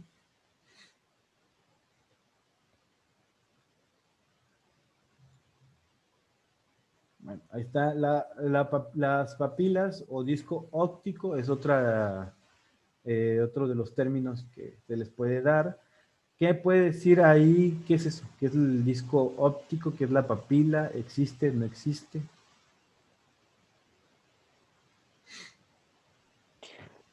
Disco óptico me suena más como a una laptop, ya. Ya No es habíamos, parte de- ya habíamos hablado que el cerebro es igual a una computadora, ¿no? Entonces, Sí, es lo que más o menos.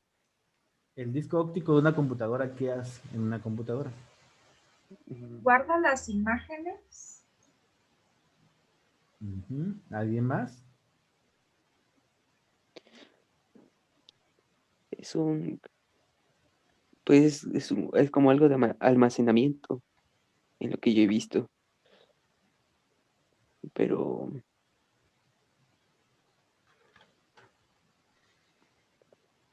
Bueno. hace referencia, esta parte, lo que dice papilas o disco óptico, hace referencia a que ahí en esta región es donde va a salir el nervio óptico, ¿ok? Y por eso se le llama disco óptico. No tiene nada que ver con el almacenamiento de información. Acuérdense que el ojo no almacena información, solo transforma los estímulos visuales en estímulos nerviosos, lo que le permite al cerebro procesar la información. La información siempre se procesa en el cerebro, nunca en ningún órgano. La parte central va a permitirnos observar la salida de la arteria de la retina y tiene una parte que se llama papila, que es propiamente lo que mencionaban acá, que es una mancha ciega, es un punto oscuro donde no hay fotorreceptores. Y estas serían las tres partes de la célula, de lo que viene siendo la retina, ¿no? Está la retina periférica, la retina central y la papila o disco óptico. Aquí podemos ver.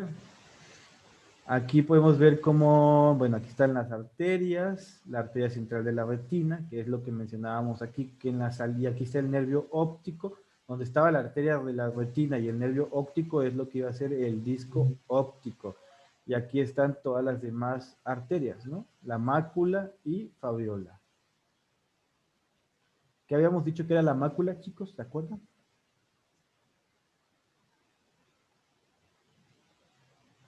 ¿No se acuerdan? ¿Sí se acuerdan?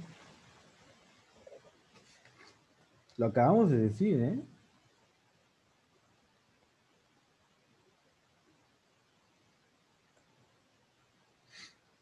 ¿No? Nadie me puso atención.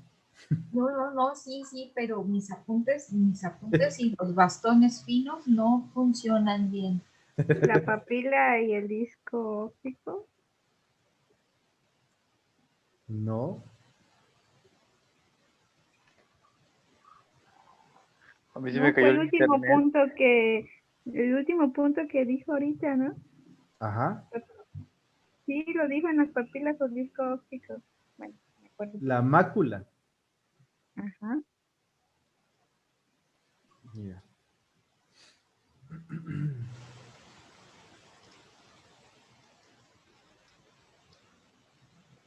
¿Dónde está? Por aquí. Por aquí.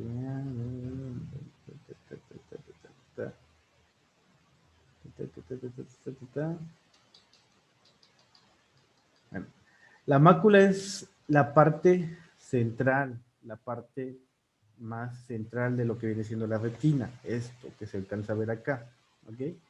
Sí, en efecto, en ella se van a encontrar lo que viene siendo el disco óptico o la pápula, por así decirlo, pero no es solamente eso, ¿ok? Aquí puedes ver la mácula, es toda esta manchita, en medio está el disco óptico y hasta el mero centro va a estar esa parte que no tiene receptores, ¿ok? Pero es un conjunto de todo esto. Y es la parte central del ojo, lo que se ve hasta el mero centro. Si se dan cuenta, la arteria central de la retina y el nervio óptico están en la periferia, no están en el mero centro. En el mero centro siempre va a estar la mácula. Si ustedes algún día tienen la oportunidad de ver un ojo con un oftalmoscopio, van a poder ver este punto. Y hasta el centro, como aquí, se alcanza a ver un punto negro que siempre está y nunca tiene receptores, no tiene visión en esa parte. Solamente sirve para, bueno, los oftalmólogos lo ocupan para poder ubicarse, para poder dividirlo en cuadrantes, porque toman como parte central, hacia arriba, hacia abajo, hacia aquí son las 12, hasta aquí son las 6, de las 12 a las 6 y de las 6 a las 12. Lo manejan como un relojito.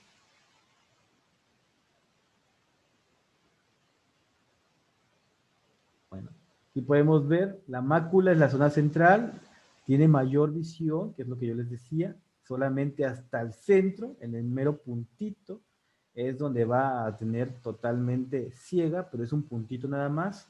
Está vascularizada por la porción externa del coroides, por la porción interna va a estar relacionada con la arteria central de la retina, que es la primera rama de la arteria oftálmica, la arteria superior e inferior, que va a ser la nasal y la temporal, y el drenaje venoso va a ser por la vena central de la retina.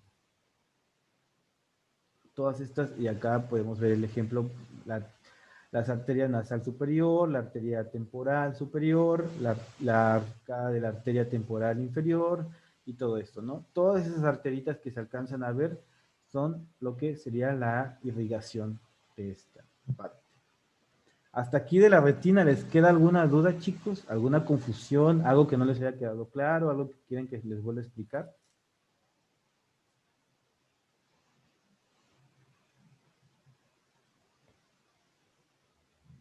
No, de mi parte no. Yo me había confundido un poco con lo de la mácula, pero ya le entendí. Ok. ¿A todos ya les quedó claro?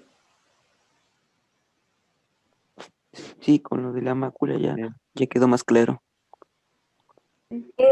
Entonces la mácula es la que nos permite ver las cosas más finitas, los detallitos.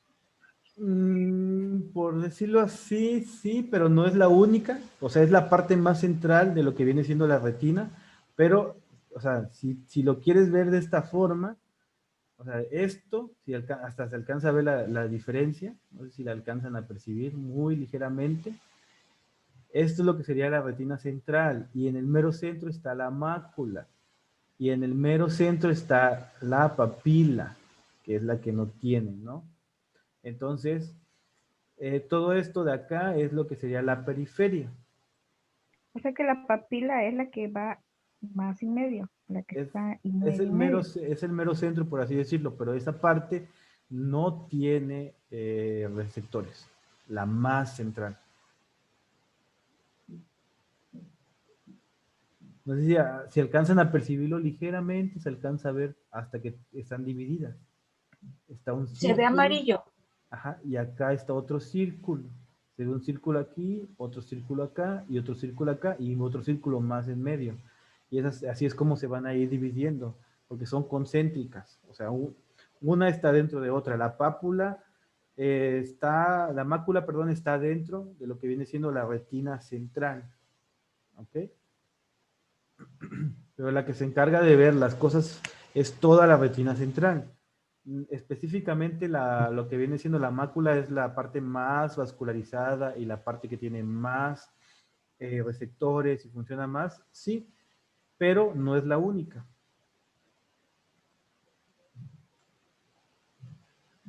¿Alguna otra duda?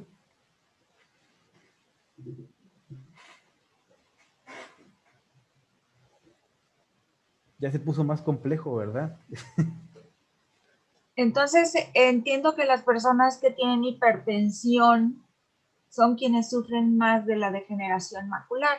Así es, por la cuestión de que es la parte con más arterias del ojo. Entonces, ¿qué pasa con la presión arterial? Cuando se sube la tensión arterial, sube la presión de todas las arterias. ¿Y qué va a pasar? Pues si sube la presión de todas las arterias, es como como cualquier válvula, como cualquier manguera. Si a una manguera le aumentas la presión, se va a empezar a dilatar si es de plástico, hasta llegar a un punto donde ¡pum!, se rompa. Entonces lo mismo pasa con esto. Por eso también es muy importante mantener la presión controlada en las personas que son hipertensas. También hay otra forma de que se daña y es mediante la glucosa. Las personas que tienen diabetes también sufren muchísimo, muchísimo de problemas de la retina. Pero a diferencia de las personas que sufren de hipertensión, que lo hacen por la cantidad de presión y por el daño a lo que viene siendo la circulación, la parte que se daña en la diabetes es la parte receptora, la parte nerviosa, ¿ok? No la parte vascular.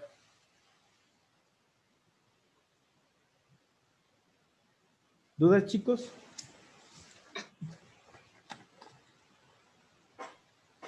Ninguna. Ninguna, todo perfecto, vale.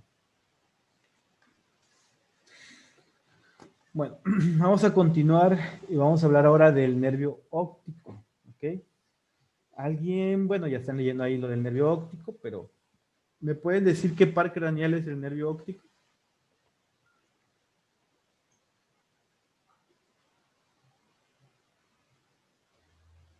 Es el segundo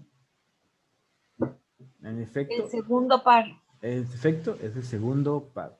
Su origen se encuentra medial a lo que viene siendo la mácula, exactamente en medio de la mácula, y es por eso que se explica que en el mero centro no tenga receptores, porque ya no está recibiendo información, ya no tiene por qué recibir impulso visual, sino que ahí ya se está transformando en un impulso nervioso, conformado por aproximadamente 1.2 millones de axones de células ganglionares. Es decir, veíamos acá en las capas, veíamos cómo las células ganglionares se juntaban sus axones para formar el nervio óptico.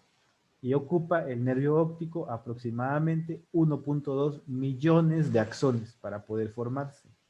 Pero ese no era un nervio en sí, ¿verdad? Pues es que se considera como, se le llama nervio óptico porque tiene la función de un nervio, de transmitir y realizar impulso, pero realmente se considera más como una prolongación del cerebro, más que un nervio, porque inclusive hay una parte que está todavía, que sale con duramadre y todas las capas protectoras del cerebro. Entonces, a diferencia de todos los nervios que nunca están cubiertos por duramadre ni nada por el estilo, este sí lo está. Entonces se considera más como una prolongación del cerebro, pero se le llama nervio óptico porque, pues al final del cabo hace la función de un nervio, transmitir un impulso.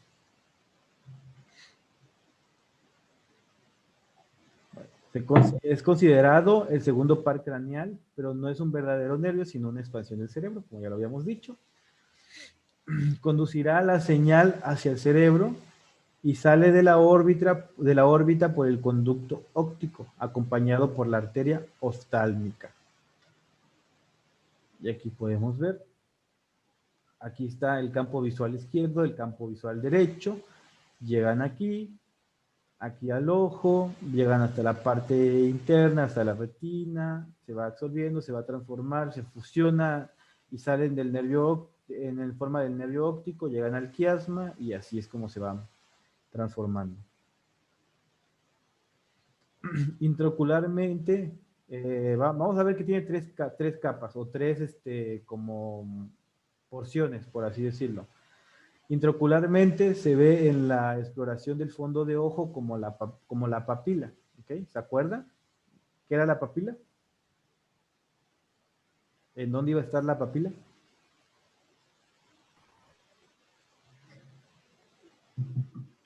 En el centro, ¿En el centro de qué? de la retina. Ajá. Y aquí habíamos dicho que era ese puntito que se veía, ¿no? Acá. Ese puntito aquí que se veía y que no tenía receptores. Ahora ya le podemos poner otro nombre. La papila es el nervio óptico visto desde adentro del ojo, por así decirlo, o desde por fuera del ojo. Tú lo ves y se ve ese puntito, y ese puntito es el nervio óptico. No es que esté ciego, simplemente es que ahí no hay receptores porque ya es un nervio, ya no es parte de la visión.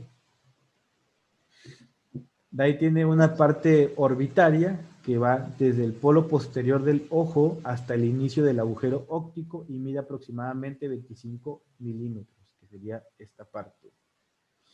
Es el más largo para que el globo ocular se mueva con libertad con todas las direcciones sin que se dañe el nervio. Entonces está largo y laxo, por así decirlo. Si estuviera muy tenso o muy cortito, el globo ocular cuando se moviera hacia arriba o hacia abajo podría dañar o lacerar el nervio. Y tiene una parte que va a ser intracanalicular, y es donde se va a encontrar en el canal óptico. Aquí podemos ver que ese es el agujero óptico, pasa por ahí, y esa parte es lo que se va a llamar intracanalicular. Y por último tiene una parte intracraneal, que es antes de llegar al quiasma óptico. Entonces, si yo les pregunto cuántas partes tiene el nervio óptico, ustedes me tienen que responder que 4. Bueno, son 3 en realidad, pero como se considera la intracanicular, que realmente nada más es el paso por el nervio, por el agujero óptico, no es como una porción como tal. Tiene la parte intraocular, que es dentro del ojo, la parte orbitaria, que va del ojo al conducto óptico, o al agujero óptico, después el paso por el agujero óptico es la intracanalicular, y la parte que sigue desde que pasa el canal óptico hasta el quiasma se llama intracraneal. ¿Dudas hasta aquí, chicos? Me acordaré que tres llevan intra y una orbi. Vale, conste, si te lo pregunto ya espero que se lo sepan. Lo apunté como pregunta que va a preguntar. Vale, pues. Ahora vamos a hablar del quiasma óptico. ¿De esta parte ya habían escuchado hablar ustedes del quiasma óptico o nunca habían escuchado hablar en su vida? No, No. no. Bueno, el quiasma óptico es una estructura en forma de X. ¿Por qué? Porque es el cruce de las vías ópticas. Las fibras restantes del lado temporal o la mitad externa de cada retina no se cruzan y se relaciona con la arteria carótida interna y la silla turca y la hipófisis. Aquí podemos ver el quiasma óptico visto desde un corte. Acá podemos verlo desde otra forma, desde otra perspectiva. Vemos cómo está el ojo, llega el nervio, y esto es lo que sería la X, ¿no? Porque está así, ¿no? Es lo que sería la X. No lo alcanzan a ver, pero es como si fuera así. Obviamente no es una X perfecta. Entonces, el quiasma es toda esta porción.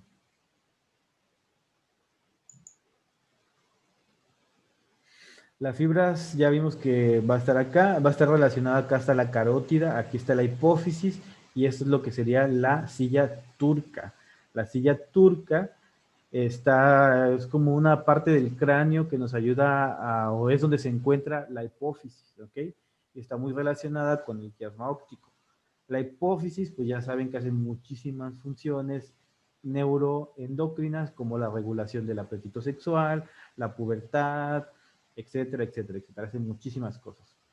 Y si le preguntan algún día en anatomía por dónde está el quiasma óptico, les pueden decir ustedes por la hipófisis o arriba de la silla turca. Y si les preguntan en dónde está la hipófisis, abajo de la silla turca y por debajo del quiasma óptico, podrían responder. Después de que sigue el quiasma óptico, que es esta X que vimos acá, esta X, ¿no? Que se forma así, y por eso se le llama que tiene forma de X, pero no es una X perfecta. Siguen las cintillas, ¿ok? Estas partes que son, como decirlo así, la prolongación intracerebral del nervio óptico, que ya vimos que el nervio óptico no es como tal un nervio al 100%. Estas porciones de la vía nerviosa que conectan el quiasma óptico con el núcleo geniculado, y cada cintilla contiene fibras visuales y pupilomotoras directas en el lado temporal del mismo ojo y cruzadas en el lado nasal del ojo opuesto. Como pueden ver aquí en la imagen anterior, cuando veíamos acá, pueden ver que la visión, está el campo visual izquierdo y está el campo visual derecho, ¿ok? En un principio podemos ver cómo se alcanza, porque eso explica el por qué se tiene que cruzar las vías, ¿no? ¿Por qué se forma esa X y por qué no pueden seguir por separado? Pueden ver cómo el campo visual izquierdo se alcanza a ver en la parte derecha, por así decirlo, del ojo, ¿no? Y el campo visual derecho se alcanza a ver en la parte izquierda del ojo. ¿Por qué? Porque si ustedes están así, todo lo que está de este lado lo están viendo con esta parte del ojo, y lo que está de este lado lo ven con esta parte del ojo, porque al final es un lente. Entonces, ¿qué pasa?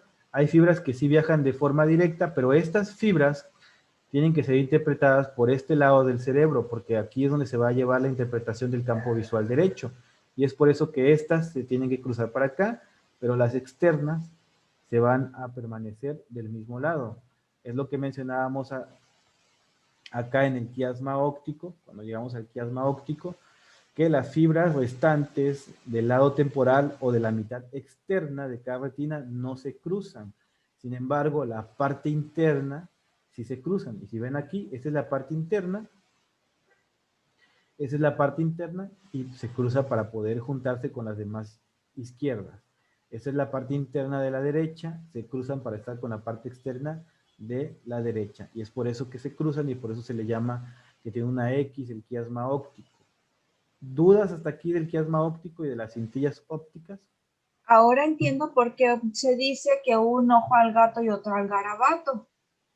Podemos ver dos cosas con el mismo ojo de campos visuales distintos.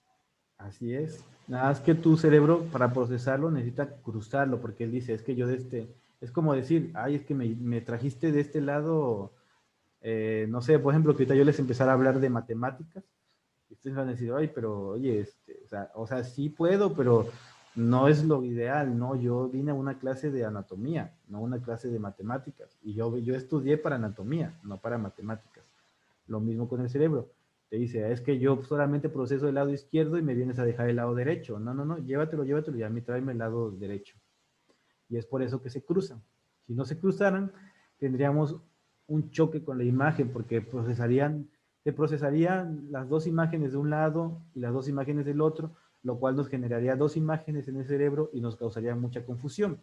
Entonces se junta el derecho con el derecho y el izquierdo con el izquierdo, para así en conjunto vemos el lado izquierdo de un lado, el lado derecho del otro lado, y así lo suma el cerebro y alcanza a ver la vista panorámica. Información en prisma. ¿Puedo decirlo así? Bien. Después de las cintillas ópticas, que ya vimos que son estas partes, hablamos de que sigue el cuerpo geniculado, ¿no? Los cuerpos geniculados, que son estas bolitas, ya vimos que está el ojo, el nervio óptico, el quiasma óptico, de ahí las cintillas, y llegamos al cuerpo geniculado. El cuerpo geniculado externo o lateral, aquí hacen sinapsis las células ganglionares y hay un cierto procesamiento de la información, ¿ok? Entonces aquí ya hace con lo que viene siendo también el cuerpo, la cintilla y todo, y ya se va a empezar a conectar directamente con el cerebro. Después llegan las radiaciones ópticas, que son estas, por decirlo así, todas estas cosillas que se ven aquí, que esas comunican el geniculado lateral con la cisura calcárea y viajan a través del lóbulo parietal, las superiores, y a través del lóbulo temporal, las inferiores. ¿Ya vieron las regiones del cerebro? No me mencionaban que ya las estaban viendo, ¿no? Sí, los hemisferios. Ajá, pero las regiones de cuál es la región que sirve para la vista, cuál para la audición, cuál para... Vamos a entrar en eso. Bueno. Apenas. Bueno, entonces no se los explico, que se los expliquen allá.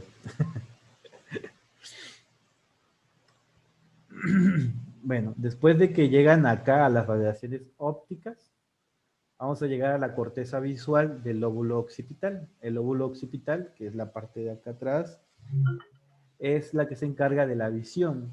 Se va a encontrar ahí la cisura calcárea, que ahí se va a elaborar la percepción binocular final en esa cisura, por la asociación e integración de la información procedente de ambos ojos, que es lo que yo les mencionaba.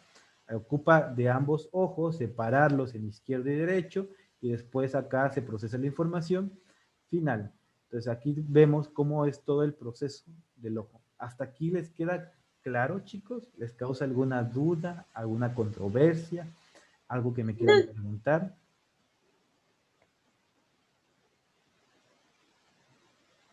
¿Estuvo muy difícil la última parte o no? No, ya va como de la mano todo. ¿Sí entendieron? Vieron que empezamos desde la parte, de la puntita del ojo, y ya terminamos hasta atrás del cerebro, ¿no? Nos fuimos metiendo. Lo más complejo y difícil es aprenderse las partes internas del ojo. Lo de las vías está súper fácil. Yo creo que si les pregunto, descríbeme todo el camino de las vías, sí se lo pueden aprender. Está bastante básico. Lo difícil va a ser aprenderse las capitas y dónde están ubicadas en el ojo. Bueno, vamos a hablar ahora de la cámara anterior. La cámara anterior tiene está limitada anteriormente por la cara posterior de la córnea, posteriormente por la cara anterior del cristalino y periféricamente por el ángulo iridocorneal. contiene el humor acuoso, que es producido en la cámara posterior por los procesos ciliares. ¿En dónde estaban los procesos ciliares o a qué capa pertenecían? ¿A la capa a la capa externa, a la capa media o a la capa interna?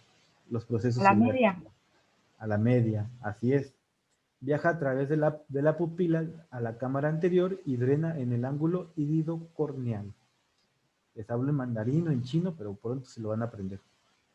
La cámara posterior es muy pequeña, sus límites van a ser anteriormente con el iris, posteriormente con el cristalino y hacia la periferia con el cuerpo ciliar.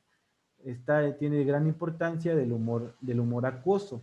Aporta nutrientes a los tejidos avasculares como la córnea y el cristalino. Tejido avascular significa que no tiene sangre, que no llega la sangre a ellos. Sin embargo, se nutren mediante el humor acuoso, ya que es necesario siempre nutrirse ya sea por el humor acuoso o por una sangre. Retira la basura metabólica, es decir, todos los residuos tóxicos que queden en el ojo los va a absorber y eliminar. Y es importante la determinación de la presión intraocular. De aquí, de esta cámara posterior y anterior, es donde sale el famoso glaucoma, que es un incremento de la presión interna del ojo. Ya mencionamos ahora el ángulo iridocorneal, ahora lo vamos a explicar. Es el lugar del drenaje del humor acuoso. ¿Y a qué le suena ángulo iridocorneal? ¿Qué elementos creen que se juntan? Iris y la córnea. Uh-huh. ¿La córnea era qué capa? ¿De qué capa era la córnea? Externa. ¿Y el iris? ¿Digo? Medio. Así es. Y medio. Era la parte interna, la parte más interna de la parte más anterior de la parte media, y la córnea es la parte más anterior de la capa externa. Esa es la córnea, esta es la esclera, este es el iris, esos son los procesos ciliares, y el ángulo iridocorneal es donde se junta la córnea y el iris, en este ángulo, y es ahí donde se drena, es decir, donde se absorbe el humor acuoso. Si en este punto hay algún problema, la presión incrementa y se crea el glaucoma. En orden desde el interior al exterior se van a encontrar los trabéculos, el canal de Slen, que es donde se va a drenar, es como este puntito. Ese canal de Slen es un huequito que ayuda a que se vaya drenando ese líquido, si no se empieza a acumular. Los canales colectores que terminan en el plexo venoso epiescleral, porque al final y al cabo ese líquido es un humor acuoso que se absorbe, se elimina mediante las venas. El equilibrio entre la producción y el drenaje del humor acuoso determina el PIO, que es la presión intraocular, que no debe de ser mayor a 16, puede ser de 16 a 21 o de 16 a 11. Si sobrepasa los 21 milímetros de mercurio o disminuye de los 11 milímetros de mercurio, es cuando ya hay un problema. Si es presión alta, va a llamarse glaucoma. Tomamos el tiempo. Termino esto ya. El humor acuoso ocupa las cámaras anterior y posterior del ojo. Tiene un ultrafiltrado de plasma con proteínas, enzimas, glucosa, sodio, potasio y ácido hialurónico. Se forma en los procesos ciliares y se reabsorbe a nivel del ángulo o limbo esclerocorneal. El sistema trabecular a modo de malla, situado en el ángulo iridocorneal, por donde se filtra el humor acuoso y llega al conducto de Slen, que después ese conducto de Slen lo va a llevar al seno venoso escleral y de ahí a las venas epiesclerales, que ya no vamos a alcanzar a ver el drenaje y la irrigación, pero es básicamente eso. Y vamos a ver que el humor acuoso es el responsable del mantenimiento de la presión intraocular, además de contener nutrientes para la córnea y el cristalino. Entonces podemos ver, aquí están los procesos ciliares, de aquí se va a producir, va a salir hacia la cámara anterior y va a terminar drenándose en el ángulo iridocorneal mediante el canal de Schwenk. El humor vítreo Es una sustancia transparente que ocupa el polo posterior del ojo. El anterior, es esta parte, está ocupado por el humor acuoso y el humor vítreo es toda esta parte de atrás, ¿no? Toda esta partecita. Se adhiere en 4 puntos que son la base vítrea, la ora serrata y la gliosis epipapilar y lo que se llama el área macular. Está compuesta por colágeno, ácido hialurónico, agua y le da una consistencia gelatinosa como la clara de huevo. Pero esa consistencia se pierde conforme la edad, se va volviendo más líquido cada vez. Aquí podemos ver su estructura, podemos ver que tiene el cloro, el hidrógeno, el ácido clorhídrico, el ácido hialurónico, las fibras de colágeno y todo esto va a estar constituyendo lo que es el humor vítreo, que se encuentra en la cámara posterior. Es avascular y se nutre por vasos de la retina y procesos ciliares. Tiene una función óptica de sostén y representa el 80% del volumen total del globo. Tiene un conducto hialoideo, que es la zona clara central del ojo que atraviesa el humor vítreo desde la papila o disco óptico hasta el cristalino, que es esta parte, el conducto hialoide. La fosa hialoidea, que es la depresión en la cara anterior del cuerpo vítreo, en la que se aloja el cristalino. Sería esta. El cristalino es el lente biconvexo elíptico transparente, posterior al iris en el plano pupilar y delante del humor vítreo. Tiene un radio anterior mayor que posterior y aporta 20 dioptrías a la visión. Sus células en la superficie anterior y el ecuador van a migrar y se van a transformar en fibras. ¿Qué va a hacer eso? Bueno, eso va a hacer que por eso tenga una consistencia, un color transparente, que sea transparente como un cristal.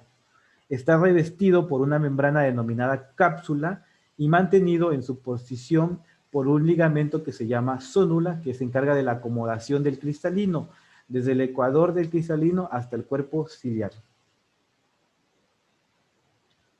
Es el segundo lente del ojo, ya sabemos cuál es el primero, ahí les va a preguntar. La actividad metabólica y la disposición de las fibras le permiten la transparencia y se pierde con el paso de los años, por eso se va volviendo opaco y se va perdiendo la vista. Tiene capacidad de acomodación, la contracción musculociliar es la relajación está dado por la zónula y el abandonamiento del cristalino, abombamiento del cristalino. El cristalino es la principal estructura que está relacionada con patologías como lo que viene siendo se me fue el nombre ahorita, el astigmatismo. Y aquí es como podemos ver, en reposo, al relajarse el músculo, las fibras componentes de la zónula se tensan, tirando el cristalino y aplanándolo de esta forma. A lo que se llama acomodación, es decir, que al contraerse el músculo se dilata, las fibras no tienen tanta tensión y el cristalino se abomba. Y eso nos va a permitir enfocar. El humor vítreo ya lo vimos. Y bueno, los medios de transporte del ojo va a ser la córnea, el humor acuoso, el cristalino y el humor vítreo. Y bueno, vamos a dejarlo hasta aquí. Ya no alcanzamos a ver lo que es las glándulas lagrimales.